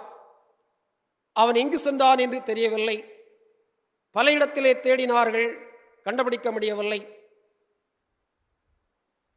1 வருடம் அல்ல, 2 வருடம் அல்ல, 7 வருடம் அந்த தாயார் ஆலயத்தில் சென்று தன் மகனுக்காக நம்பிக்கையோடு அழுதார்கள்.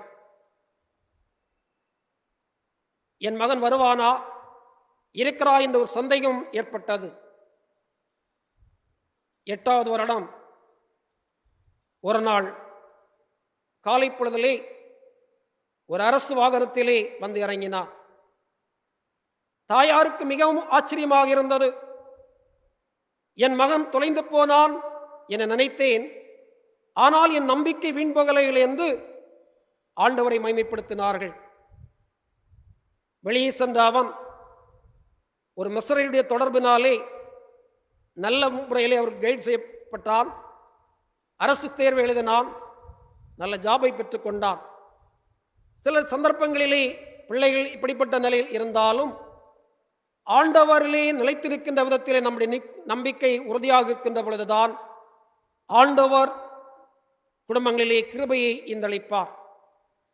இரண்டாவதாக சங்கீதக்காரனாகிய தாவீது இறையருள் பெற்ற குடும்பமாக நம்முடைய குடும்பம் திகழ வேண்டும் என்று சொன்னால் நற்பணி என்று அவர் சுட்டிக்காட்டுகின்றார். முதலாவதாக நம்பிக்கை, இரண்டாவதாக நற்பணி. சங்கீதம் 108 வாசிக்கின்ற பொழுது அதை நாம் புரிந்து கொள்ளலாம்.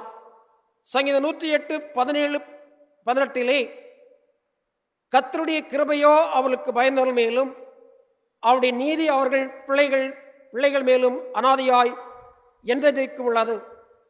அவருடைய உடன்படிக்கையை கை கொண்டு அவருடைய கட்டளைப்படி செய்ய நினைக்கிறவர்கள் மேலேயே உள்ளது என்று அவர் சொல்கின்றார். யாரெல்லாம் ஆண்டவருடைய கட்டளையை கீழ்ப்படைந்து அதன் அடிப்படையிலே செயல்பட முனைகின்றார்களோ அவர்களுக்கெல்லாம் கிருபை சூழ்ந்து கொள்ளும் என்பதை சுட்டிக்காட்டுகின்றார். பொதுவாக சொல்வார்கள், ஊர் பிள்ளையை ஊட்டி வளைத்தால் தான் பிள்ளை தானாக வளரும் என்று சொல்வார்கள்.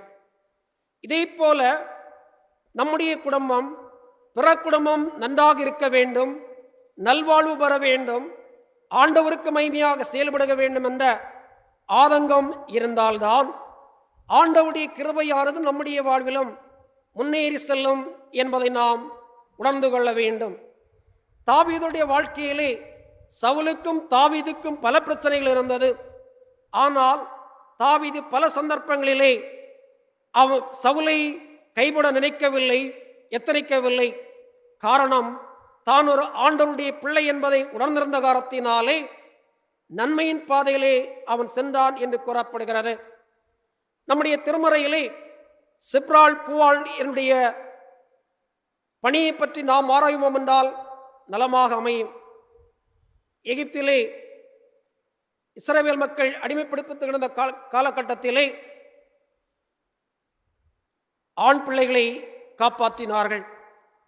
அரசனுடைய கட்டளையோ இவர்கள் பிறக்கின்ற பொழுது ஆண் பிள்ளை என்றால் கொன்றுவிட வேண்டும் என்று. ஆனால் இவர்கள் தேவனுக்கு பயந்து நல்ல பணியை செய்தார்கள், அந்த பிள்ளைகளை காப்பாற்றினார்கள். இதனால் இருவருடைய குடும்பமும் வாழ்வில் சிறப்புற்று வளர்ந்ததாக யாத்ராகம் 1:20 கூறுகிறது. நாம் பிறருக்கு நன்மை செய்கின்ற பொழுது ஆண்டவர் தானாக நம்முடைய குடும்பத்திலே கிருபையின் தன்மையை பெருக பண்ணுவார் என்பதை நாம் உணர்ந்து கொள்ள வேண்டும். சோதோமுடைய வாசலிலே 2 தூதர்கள் இருந்தார்கள். லோத் அங்கு காண்கின்றான். அவர்களை ஆண்டவருடைய அடியவர்கள் என்பதை அறிந்து கொண்டு பணிகின்றான். அந்த பணிதலானது அவனுடைய குடும்பமானது மிகப்பெரிய நிலையிலிருந்து காப்பாற்றப்படுவதற்கு ஏதுவாக அமைந்தது. நாகமான் சீரிய தேசத்து படைத்தளபதியாக இருக்கின்றான். இஸ்ரவேலுக்கு சென்று போரிட்ட வேளையிலே சிறிய பெண்ணை கைது செய்து அவன் கொண்டு செல்கின்றான். தன்னுடைய இல்லத்திலே ஒரு பணிவிடைக்காரையாக்கின்றான். நாகமானுடைய வாழ்வில் குஷ்டரோகம் எதிர்பாராத நிலை வந்தது. ஆனால் அந்த குஷ்டரோகத்திலிருந்து விடுதலை அடைய இந்த சிறு பெண் நல்லதொரு வழிகாட்டினாள். அந்த வழிகாட்டுதலானது மிகப்பெரிய நிலையிலே மேன்மையை காண வைத்தது. நம்முடைய வாழ்க்கையிலும் ஒரு குடும்பம் என்பது பிற மக்கள் வாழ வேண்டும், நல்வாழ்வு பெற வேண்டும் என்ற சிந்தனை இருந்தால்தான் நம்முடைய குடும்பமும் இறையருள் பெற்ற குடும்பமாக வலிமையிடும் என்பதில் எவ்விதமான சந்தேகமில்லை. யோப்பா பட்டணத்திலே பணி செய்த தொற்காள் என்பவள் தன்னுடைய வாழ்க்கையிலே அவள் ஒரு ஏழ்மைப்பட்ட நிலையில் இருந்தாலும் பிறருக்காக நற்கிரியை செய்தால் தான தர்மங்களை செய்தாள். தன்னுடைய நிலையிலும் பிறர் வாழ வேண்டும், பிறர் நல்ல இருக்க வேண்டும் என்ற சிந்தனையானது அவளுடைய வாழ்க்கையிலே இறந்த பொழுதும் அப்போஸ்தலர்களாலே உயிர் பெறுவதற்கு ஏதுவான நிலையை கொடுக்க முடிந்தது. அன்புக்குரியவர்களே, ஒரு தினம் நம்மை நாம் ஆராய்வோம். நற்பணி என்று சொல்கின்ற பொழுது பிறருக்கு உதவி செய்து மட்டுமல்ல, திருச்சபை திருப்பணியிலே தொடர்பு கொண்டு செய்கின்ற காரியங்களும் பொருத்தமுடையதாக இருக்கிறது.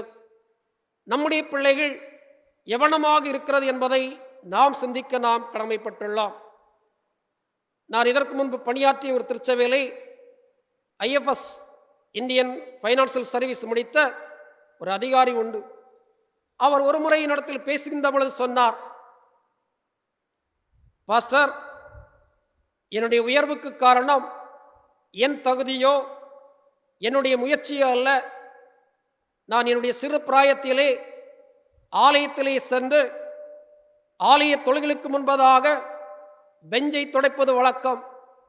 எந்த பெஞ்சை ஆலயத்திலே சென்றேனோ துடைத்தேனோ அதே ஆலயத்திலே ஆண்டவர் என்னை உயர்நிலைப்படுத்துவதற்கு ஏதுவான நிலையிலே என்னை ஆக்கினார் என்று கூறினார். இன்றைய சூழல் மத்தியிலே நம்மை நாம் சிந்திக்க நாம் கடமைப்பட்டுள்ளோம். நம்முடைய பிள்ளைகள் ஆலயத்துக்கு முக்கிய பங்கு வகிக்கின்றார்களா, ஆண்டவருடைய பணியிலே முக்கிய பங்கு வகிக்கின்றார்களா என்பதை நாம் சிந்திக்க கடமைப்பட்டுள்ளோம். இன்றைய பிள்ளைகள் அதிகமாக கல்வி நிலையத்துக்கு நேராக சென்று கற்க வேண்டும், நினைத்த கோல்ஸை அடைய வேண்டும் என்று நாம் நினைக்கிறோம். நல்லதுதான். ஆனால் ஒன்றை மட்டும் நாம் புரிந்து கொள்ள வேண்டும். பிள்ளை எவ்வளவு தூரத்துக்கு கற்றாலும் பெரிய நிலைக்கு நேராக வந்தாலும் அவருடைய வாழ்க்கையிலே ஆண்டவருடைய சித்தம் ஒன்று என்பதே உண்டு. எவ்வளவு தூரத்துக்கு ஆண்டவருக்கு அடுத்த காரியங்களிலே அவர்கள் பங்கு பெறுகின்றார்களோ அதன் மூலம்தான் வாழ்வில் உயர்நிலையை அடைய முடியும். ஆகவே அன்புக்குரியவர்களே, தாவீது சொல்கிறது வண்ணமாக நம்முடைய குடும்பமானது இறையறல் பெற்ற குடும்பமாக இருக்க வேண்டும் என்று சொன்னால் நற்பணி ஆற்ற வேண்டும், ஆலயத்தில் விசுவாசம் வைக்க வேண்டும், ஆலய காரியங்களில் ஈடுபட வேண்டும், பிற பணிகளில் ஈடுபட வேண்டும், உதவி செய்ய வேண்டும். அப்பொழுது கிருபை பெருகும் என்பதை நாம் உணர்ந்து கொள்ள வேண்டும். மூன்றாவதாக இறுதியாக தாவீது சுட்டிக்காட்டுகிற நிலை என்னவென்றால் நற்சாட்சி. இறையருள் பெற்ற குடும்பமாக வாழ வேண்டும் என்று சொன்னால் நம்பிக்கை, நல்ல பணி, நற்சாட்சி. சங்கீதம் 119 144 சொல்கின்றார், உம்முடைய சாட்சிகளின் நீதி என்றென்றைக்கும் நிற்கும், என்னை உணர்வுலனாக்கும், அப்பொழுது நான் பிழைத்திருப்பேன் என்று அவர் சொல்கின்றார். இஸ்ரவேல் வரலாற்றிலே ஒரு நீதி இருந்தது. அதாவது பிள்ளைகள் நற்சாற்றுடன் வாழ வேண்டும் என்ற ஒரு நீதி இருந்தது. அந்த நீதியிலே வளர அவர்களுக்கு பெற்றோர்கள் தோரா என்ற சட்ட புத்தகத்தை அவர்கள் கற்றுக் கொடுத்தார்கள். அதனுடைய நிலை என்னவென்றால், கடந்த கால வரலாற்றிலே ஆண்டவர் செய்த நன்மைகள், ஆகவே அந்த நன்மையினுடைய பெற்ற அடியவர்களாக நாம் எவனமாக ஆண்டவருக்கு மகிமையாக செயல்பட வேண்டும், வருங்காலத்தை அமைத்துக் கொள்ள வேண்டும் என்ற யுக்தியாக அமைந்தது. அந்த தோராவினாலே பல அம்சங்களை பெற்று பிள்ளைகள் நற்சாட்சியாக வாழ்ந்தார்கள். இதே போலதான் திருமறையில் பல இடங்கள் பார்க்கின்ற பொழுது நற்சாட்சியோடு வாழ்ந்த குடும்பம் ஆண்டவராலே கிருபை பெற்று உயர்நிலை பெற்றார்கள், காப்பாற்றப்பட்டார்கள் என்பதை நாம் மறக்க முடியாது.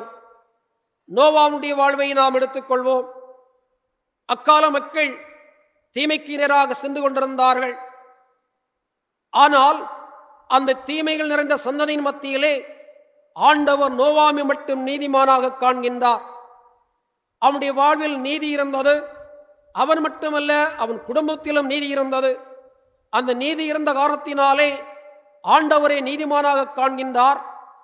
ஜலப்புலத்துக்கு அவன் மட்டுமல்ல, அவன் பிள்ளைகளும் துணைவேரும் எல்லாரும் காப்பாற்றப்படுகின்றார்கள். அன்புக்குரியவர்களே, நம்முடைய வாழ்க்கையிலே நற்சாட்சி இந்த நிறைந்த நிலையிலே வாழ்கின்ற பொழுது அது நலமாக அமையும் என்பதை நாம் உணர்ந்து கொள்ள வேண்டும். ஒருவேளை நன்மை செய்கின்றவர்கள், நீதியோடு வாழ்கின்றவர்களுக்கு போராட்டங்கள் வரலாம். ஆனால் அந்த போராட்டம் குறுகிய காலம் என்பதை நாம் உணர்ந்து கொள்ள வேண்டும். லூக்கா 1 அதிகாரம் 6 சகரியா எலிசபெத் தம்பதியினர் நற்சாட்சி பெற்றவர்களாக வாழ்ந்தார்கள், சகல கற்பனையில் நிலை கொண்டிருந்தார்கள், நியமங்களில் நடந்தார்கள் என்று கூறப்படுகிறது. அனனியாவை நாம் எடுத்துக்கொண்டால் அவனுடைய வாழ்விலும் பக்திமானாக இருந்தான், சகல யுதர்களாலும் நல்லவர் என்று நற்சாட்சி பெற்றவனாக இருந்தான். அவருடைய வாழ்விலும் ஆண்டவருடைய கிருபையினாலே நிலை கொள்வதற்கு ஏதுவாக அமைந்தது. இன்னும் நம்முடைய வாழ்க்கையிலே எவனமாக நாம் இருக்கிறோம், நம்முடைய பிள்ளைகள் நற்சாட்சி பெற்ற பிள்ளைகளாக இருக்கிறார்களா என்பதை நாம் சிந்திக்க கடமைப்பட்டுள்ளோம். மனவாளனுடைய வாழ்க்கையிலே தனக்கு பிள்ளை பிறப்பதற்கு என்பதாகவே தரப்போகிற பிள்ளை எப்படி இருக்க வேண்டும், என்ன நிலையில் இருக்க வேண்டும், எப்படி செய்ய வேண்டும் என்பதை ஆண்டவரிடத்திலே கேட்கின்றார். நம்முடைய வாழ்க்கையிலே பெற்றோர்களாகிய நாம் ஒன்றை மட்டும் நாம் சிந்திக்க வேண்டும். எத்தனை பேர் நம்முடைய பிள்ளைகள் நற்சாட்சியுடன் வாழ வேண்டும், நற்குணத்துடன் வாழ வேண்டும், உலக தீமையிலிருந்து விலகி வாழ வேண்டும், நீடித்தாய்சலை தர வேண்டும் என்ற நிலையிலே நம்பிக்கையோடு ஆண்டவரிடத்தில் கேட்கிறோம் என்பதை நாம் சிந்திக்க கடமைப்பட்டுள்ளோம். அநேக பெற்றோருடைய வாழ்க்கையிலே நான் கண்ட காட்சி என்னவென்றால், நம்முடைய பிள்ளைகள் உயர்நிலை அடைய வேண்டும் என்ற போங்குதான் இருக்கிறே தவிர, ஆனால் ஆண்டவரை சித்தம் என்ன, அவனிடத்தில் என்ன சித்தம் வைத்திருக்கின்றீர், அவனுடைய வாழ்வின் தன்மை என்ன என்பதை பற்றி நாம் கேட்பது கிடையாது. ஆனால் மனோவா தன்னுடைய வாழ்க்கையிலே தன்னுடைய பிள்ளை எப்படியெல்லாம் இருக்க வேண்டும் என்பதை ஆண்டவரிடத்திலே கேட்டாள். அன்னாளுடைய வாழ்க்கையிலே குழந்தை இல்லாமல் இருந்தது, மிகப்பெரிய பாரமாக இருந்தது, குடும்பத்திலே ஏளனமாக எண்ணப்பட்டாள். ஆனால் அந்த அன்னாள் தன்னுடைய வாழ்விலே ஒன்றை மட்டும் ஆண்டவரிடத்தில் கேட்டார், நம்முடைய அழியாளுக்கு ஒரு ஆண்மலையை கொடுத்தால் அவன் உயிரெடுக்கும் சகல நாளும் அவரை கர்த்தருக்கு ஒப்புக் கொடுப்பேன் என்று கூறுகின்றார். நன்மையானாலும் தீமையானாலும் இடர்பாடனாலும் சோதனையானாலும் அவனை உமக்கென்று கொடுப்பேன் என்று கூறுகின்றார். அன்னாளைப் போல மனவாவைப் போல நம்முடைய வாழ்க்கையிலே பிள்ளைகளை முன்னிலைப்படுத்த எத்தனை பேர் இருக்கிறோம் என்பதை நாம் சிந்திக்க நாம் கடமைப்பட்டுள்ளோம். சங்கீதக்காரனாகிய தாவீது சங்கீதம் 115 அழகாக சொல்கின்றார், கர்த்தருக்கு பயப்படுகிற பெரியோரையும் சிறியோரையும் ஆசீர்வதிப்பார் என்று சொல்கின்றார். கர்த்தர் உங்களையும் உங்கள் பிள்ளைகளையும் வர்த்திக்க பண்ணுவார். வானத்தையும் பூமி படைத்த கர்த்தராலே நீங்கள் ஆசீர்வதிக்கப்பட்டவர்கள் என்று அவர் சுட்டி காட்டுகின்றார். ஒரு கணம் நம்மை நாம் ஆராய்வோம். நம்முடைய வாழ்க்கையிலே எவனமாக இருக்கின்றோம், என் நிலையில் சென்று கொண்டிருக்கிறோம். நம்முடைய பிள்ளைகள், நம்முடைய குடும்பத்தின் அங்கத்தர்கள் ஆண்டவருடைய கிருபையை பெற்றவர்களாக இருக்கிறார்களா என்பதை நாம் சிந்திக்க கடமைப்பட்டுள்ளோம். சங்கீதக்காரனாகிய தாவீது படைபலத்தையோ பணபலத்தையோ மற்றும் பல்வேறு நிலையிலே உள்ளவற்றையோ அதிசயங்களாக கொள்ளவில்லை. ஆண்டவருடைய கிருபையும் உண்மை மட்டும்தான் மேன்மையான அதிசயங்களாக அவன் கொண்டான். நம்முடைய வாழ்விலும் சங்கீதக்காரனாகிய தாவீதைப் போல நாம் எத்தனைப்போம் என்று சொன்னால், கிருபையும் உண்மையும் போதும் என்று நினைப்போம் என்று சொன்னால், கண்டிப்பாக கிருபையை ஆண்டவர் தருவார், முன்னேற்றமான பாதையை தருவார் என்பதில் எவ்விதமான சந்தேகமில்லை. ஒரு எடுத்துக்காட்டை மட்டும் கூறி நான் நிறைவேற்றலாம் நினைக்கின்றேன். எனக்கு தெரிந்த ஒரு குடும்பம், ஏழ்மையில் வாடிய குடும்பம், 3 பிள்ளைகள், பெற்றோர்கள், வாழ்க்கையிலே ஜீவனத்தை கழிப்பதற்கோ மிகுந்த கடினத்தை சந்தித்தவர்கள். ஆனால் அவருடைய வாழ்வில் செய்தது என்னவென்றால், அனுதினமும் குடும்பத்திலே இணைந்து 5 பிள்ளைகளும் பெற்றோர்களும் கரம் பிடித்து ஜெபிப்பார்கள். அந்த பிள்ளைகளுடைய குணாதிசயங்கள் ஏழ்மையில் இருந்தாலும் மாதிரியாக காணப்பட்டது. கஷ்டப்பட்டு அரசு பள்ளியிலே படித்தார்கள். கடவுளுடைய கிருபையினாலே 3 பிள்ளைகளும் அரசு பணியிலே சென்றார்கள். பணபலத்தினாலோ படைபலத்தினாலோ அல்ல, ஆண்டவருடைய கிருபை. அன்புக்குரியவர்களே, நாம் எல்லாரும் குறைவுள்ளவர்கள். குடும்பம் தோல்வியை சந்தித்தால் சமூகம் தோல்வியை சந்திக்கும், சமூகம் தோல்வியை சந்தித்தால் நாடானது தோல்வியை சந்திக்கும், நாடு தோல்வியை சந்தித்தால் முழு உலகமும் தோல்வியை சந்திக்கும் என்பதை நாம் உணர்ந்து கொள்ள வேண்டும். இன்றைய அரசியல் சூழலையும் சமூக பொருளாதார ஏற்றங்களையும் நாம் சந்திக்கின்ற பொழுது குடும்பங்களின் தோல்வியே மிகப்பெரிய நிலையை உலகத்துக்கு கொடுத்து கொண்டிருக்கிறதாக இருக்கிறது. ஆகவே நம்மை நாம் உணரவோம், ஒரு தீர்மானத்தை எடுப்போம். ஆண்டவரே, என்னுடைய குடும்பமானது ஆண்டவருடைய கிருபையை பெற்ற ஒரு குடும்பமாக அமைய வேண்டும். அதற்கு நான் நம்பிக்கையிலும் நல்ல பணியிலும் நற்சாட்சியிலும் வாழ என்னை ஆயத்தப்படுத்தும் என்று கேட்போம். தொடர்ந்து சிந்தனை செய்வோம். இந்த கருத்துக்கள் நம்முடைய ஆன்மீக வாழ்வுக்கு நலமாக அமையட்டும்.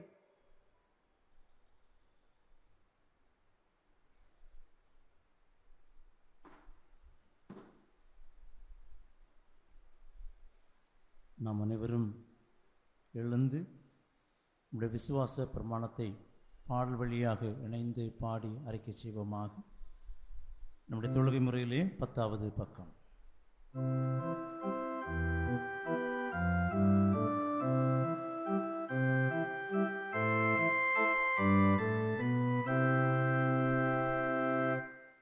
உலகும் பாலும் செய்தாலும் ஒப்பில் சர்வ வல்லவராய் இலகும் அருளாம் தந்தையாம் எம்பிராந்தனை நம்புகிறேன். அவன் ஒரு பேராமைந்தனுமா ஆதி முதலன் கத்தனுமாய் தவறிலேசு கிறிஸ்துவையும் சந்ததமியான் நம்புகிறேன். பரிசுத்தாவி அருளதனால் படிமில் கண்ணி மறியிடமாய் உருவாய் நரவதாரதமாய் ஊதித்தாரெனவும் நம்புகிறேன். ஒன்று பிளாததி 14 புகழரு பாடுகளை ஏற்று உந்தும் சிலுவை அறையுண்டு உயிர் விட்டாரென நம்புகிறேன். இறந்தே அடங்கி பாதாளம் இறங்கி 3ஆம் தினமதிலே உயிரே உயிர்த்தெழுந்தாரவும் நம்புகிறேன். சந்தத மோட்சம் எழுந்தருளி சருவ வல்லவரனான எந்தை தன்வல பாரிசமே இருக்கிறார் என நம்புகிறேன். உயிருள்ளோரை மாறித்தோரே உத்தம நியாயம் தீர்த்திடவே ஜெயமாய் திரும்ப வருவாரென சிந்தையார நம்புகிறேன். பரிசுத்தாவியை நம்புகிறேன். பரிசுத்தமாவது சபையும் பரிசுத்தர்களின் ஐக்கியமும் பரிவாயுண்டென நம்புகிறேன். பாவ மன்னிப்புள்ளதெனவும் மரித்தோர் உயிர்த்தெழுவாரெனவும் ஓவா நித்திய ஜீவனுமே உள்ளதெனவும் யான் நம்புகிறேன். உட்காருங்கள். இப்போது திருச்சபையின் செயலர் வாழ்த்துக்களையும் நன்றிகளையும் சொல்வார். கிறிஸ்து இயேசுவுக்குள் பிரியமானவர்களே, உங்கள் அனைவருக்கும் இயேசு கிறிஸ்துவின் இனிய நாமத்தில் ஓய்வு நாளின் வாழ்த்துக்களை தெரிவித்துக் கொள்கிறேன். 2020ஆம் ஆண்டின் 10 மாதங்களை தேவ கிருபையினால் நிறைவு செய்து 11ஆம் மாதத்திலே மிகவும் சுகபத்திரத்துடன் பிரவேசிக்க தேவன் கொடுத்த கிருபைக்காக அவரை உள்ளத்தின் ஆழத்திலிருந்து ஸ்தோத்திரிக்கிறேன். உலகின் அனைத்து பாகங்களிலும் நடைபெறும் அசாதாரண சூழ்நிலைகள், நம்மை சுற்றிலும் காணப்படும் கல்வி, ஆரோக்கியம், பொருளாதார குறைகள், இந்த சூழ்நிலைகள் மத்தியிலும் கர்த்தரால் மீட்கப்பட்டவர்கள் திரும்பி ஆழ்ந்த களிப்புடன் பாடி சீயோனுக்கு வருவார்கள். நித்திய மகிழ்ச்சி அவள் தலையின் மேல் இருக்கும். சந்தோஷமும் மகிழ்ச்சியும் அடைவார்கள்.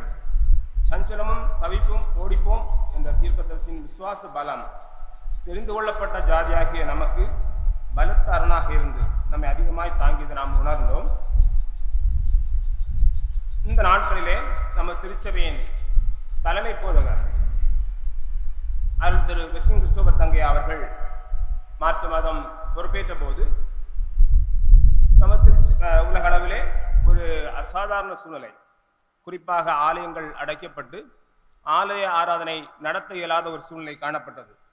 என்றாலும் தலைமை போதர் அவர்கள் உடன் போதர்களான அருள் திரு டாக்டர் எட்வின் சோபிதா மற்றும் அருள் திரு ஜோன்ஸ் ராஜன் அவர்களோடு இணைந்து சபைக்குழுவுடன் திட்டமிட்டு ஒரு நல்ல உறுதியான முடிவினை எடுத்தார். அது வழக்கமாக நடைபெறும் ஞாயிறு, புதன் மற்றும் வெள்ளி ஆராதனைகள் தடைபடக்கூடாது என்பது. அதற்காகவே ஆலயத்தின் சில இளைஞர்களை ஒருங்கிணைத்து ஒரு மீடியா டீம் உருவாக்கினார். அதன் மேலாக எவ்வித அனுபவம் இல்லாத அவர்கள் மூலமாக இன்றளவும் எவ்வித செலவினங்களும் இன்றி நேரலை வாயிலாக live streaming via YouTube channel CSC district church Marthandam மற்றும் உள்ளூர் தொலைக்காட்சி அலைவரிசைகளிலும் ஆலய ஆராதனைகள் இல்லங்களிலே பார்த்து பங்கு பெறும் வாய்ப்பினை நாம் பெற்று வருகிறோம். இதற்காக மிகவும் கடினமாக உழைத்த தலைமை போதகருக்கும் மற்றும் உடன் போதகர்களுக்கும் வாழ்த்துக்களையும் நன்றியையும் தெரிவித்துக் கொள்கிறேன். இந்த இணையதள வாயிலான ஊழியம் சிறப்புடன் அமைய இரவு பகல் வாராமல் தொழில்நுட்பங்களை தாங்களாகவே கற்று தங்கள் பங்களிப்பினை தந்து வருகின்ற மீடியா டீம் நண்பர்களுக்கு திருச்சபையார் சார்பில் நன்றியினை தெரிவித்துக் கொள்கிறேன். இந்த பொருளாதார தேக்க கால நிலையிலும் திருச்சபையின் ஊழியங்களை ஜமக்களாலும் ஈகையினாலும் ஒத்துழைப்புகளை தந்து தாங்கிய அனைத்து திருச்சபை உடன் விசுவாச குடும்பத்தார் அனைவருக்கும் சபைக்குழு சார்பில் அன்பான நன்றியை தெரிவித்துக் கொள்கிறேன். ஆலய ஆராதனைகளுக்காக ஆராதனை திறக்கப்பட்ட போது இவ்வாண்டின் எஞ்சிய நாட்களிலே நாம் நிறைவேற்ற வேண்டிய சிறப்பு நிகழ்வுகளை மிக விரைவாக திட்டமிட்டு செயல்படுத்த அதை நிறைவேற்றுகின்ற என் உடன் சபைக்குழு அங்கத்தினர்களுக்கு நன்றியினை தெரிவித்துக் கொள்கிறேன். அதன்படி குடும்ப ஞாயிறு ஸ்தோத்திர ஆராதனை அரசின் வழிமுறைகளை கூடுமான மட்டும் பின்பற்றி நடத்த முற்படுகிறோம். இந்த சிறப்பு ஸ்தோத்திர ஆராதனை நேரடியாக பங்கு பெற்றும் வீடுகளிலிருந்தும் நேரலை மூலம் பங்கு பெறும் அனைவருக்கும் நன்றி கூறுகிறேன். இந்நாளின் 3 ஆராதனைகளும் இறையருள் பெற்ற குடும்பம் என்ற தலையங்கத்திலே சிறப்பு முறைமைகளோடு நடைபெறுகிறது. கர்த்தரை தங்களுக்கு தெய்வமாக கொண்ட ஜாதியும் அவர் தமக்கு சுதந்திரமாக தெரிந்து கொண்ட ஜனமும் பாக்கியம் உள்ளது என்ற வேத வசத்தின் வாக்குத்தத்தங்கள் நம்ம ஒவ்வொருவர் வாழ்விலும் ஈடேற கடவுள் கிருபை புரியட்டும் என்று வாழ்த்துகிறேன். இறையாசி என்றென்றும் நம் உள்ளங்களிலும் இல்லங்களிலும் நிறைவாய் தங்கட்டும். ஆராதனை முடிவில் அனைவருக்கும் ஸ்நாக்ஸ் பாக்ஸ் ஒன்று வழங்கப்படுகிறது. அனைவரும் அதை பெற்று உங்கள் இல்லங்களில் சென்று பயன்படுத்துமாறு என்புடன் கேட்டுக்கொள்கிறேன். நன்றி. ஆராதனையின் இறுதிப் பாடலாக நாம் அனைவரும் எழுந்து நின்று ஞான பாடலில் 242வது பாடலை பாடுவோம். இயேசுவே நீ நல்ல நண்பர், பாவம் துக்கம் சுமந்தீர். எழுந்து நின்று பாடுவோம்.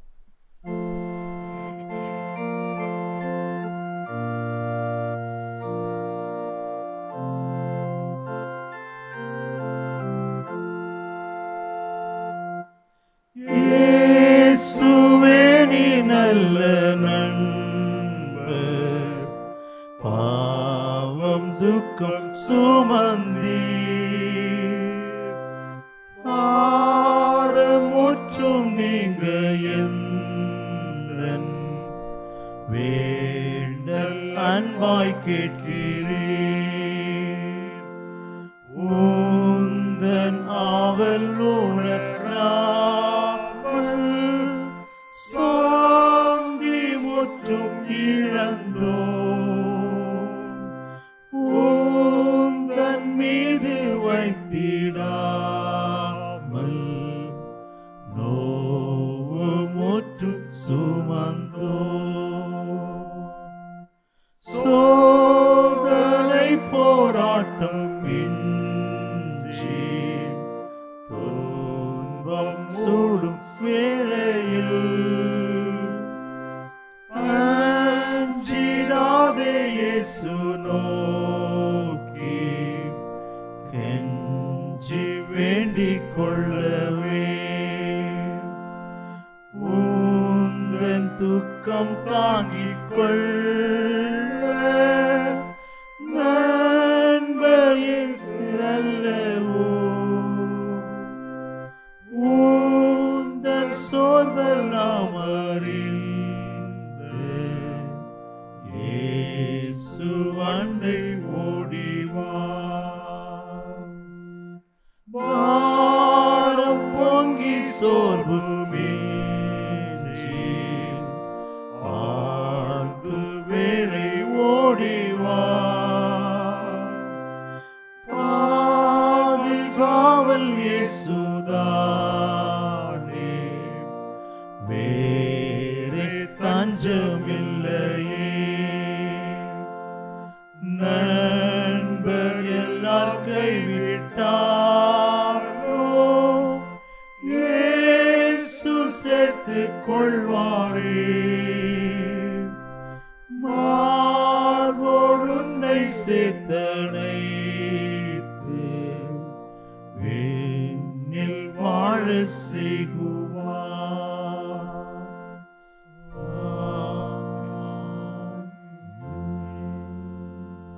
ஜெபம் செய்வோம்.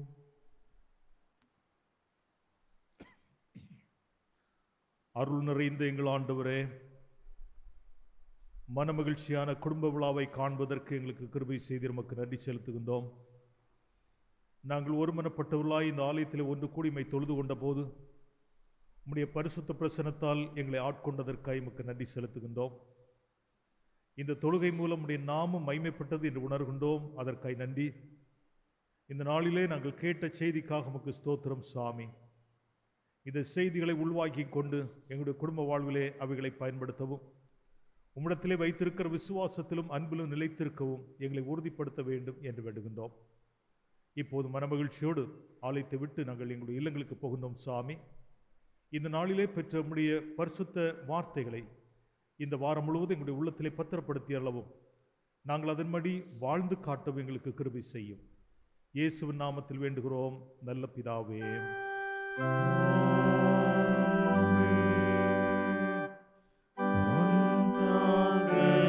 ஆட்சி செய்கிற திரியேக தேவனாகிய பிதா குமாரன் ஆவிக்கு ஸ்தோத்திரம் உண்டாகவே.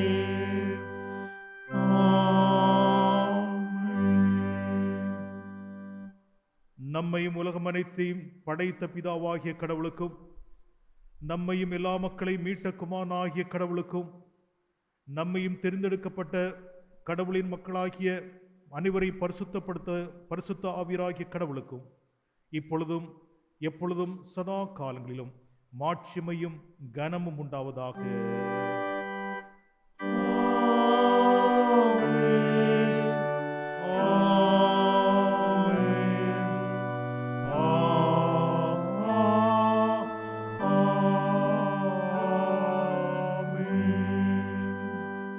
ஆண்டவர் உங்களோடு இருப்பாராக. அமைதியாகவும் மகிழ்ச்சியாகவும் சென்று வாருங்கள். ஆண்டவரின் திருப்பெயரில் ஆமென்.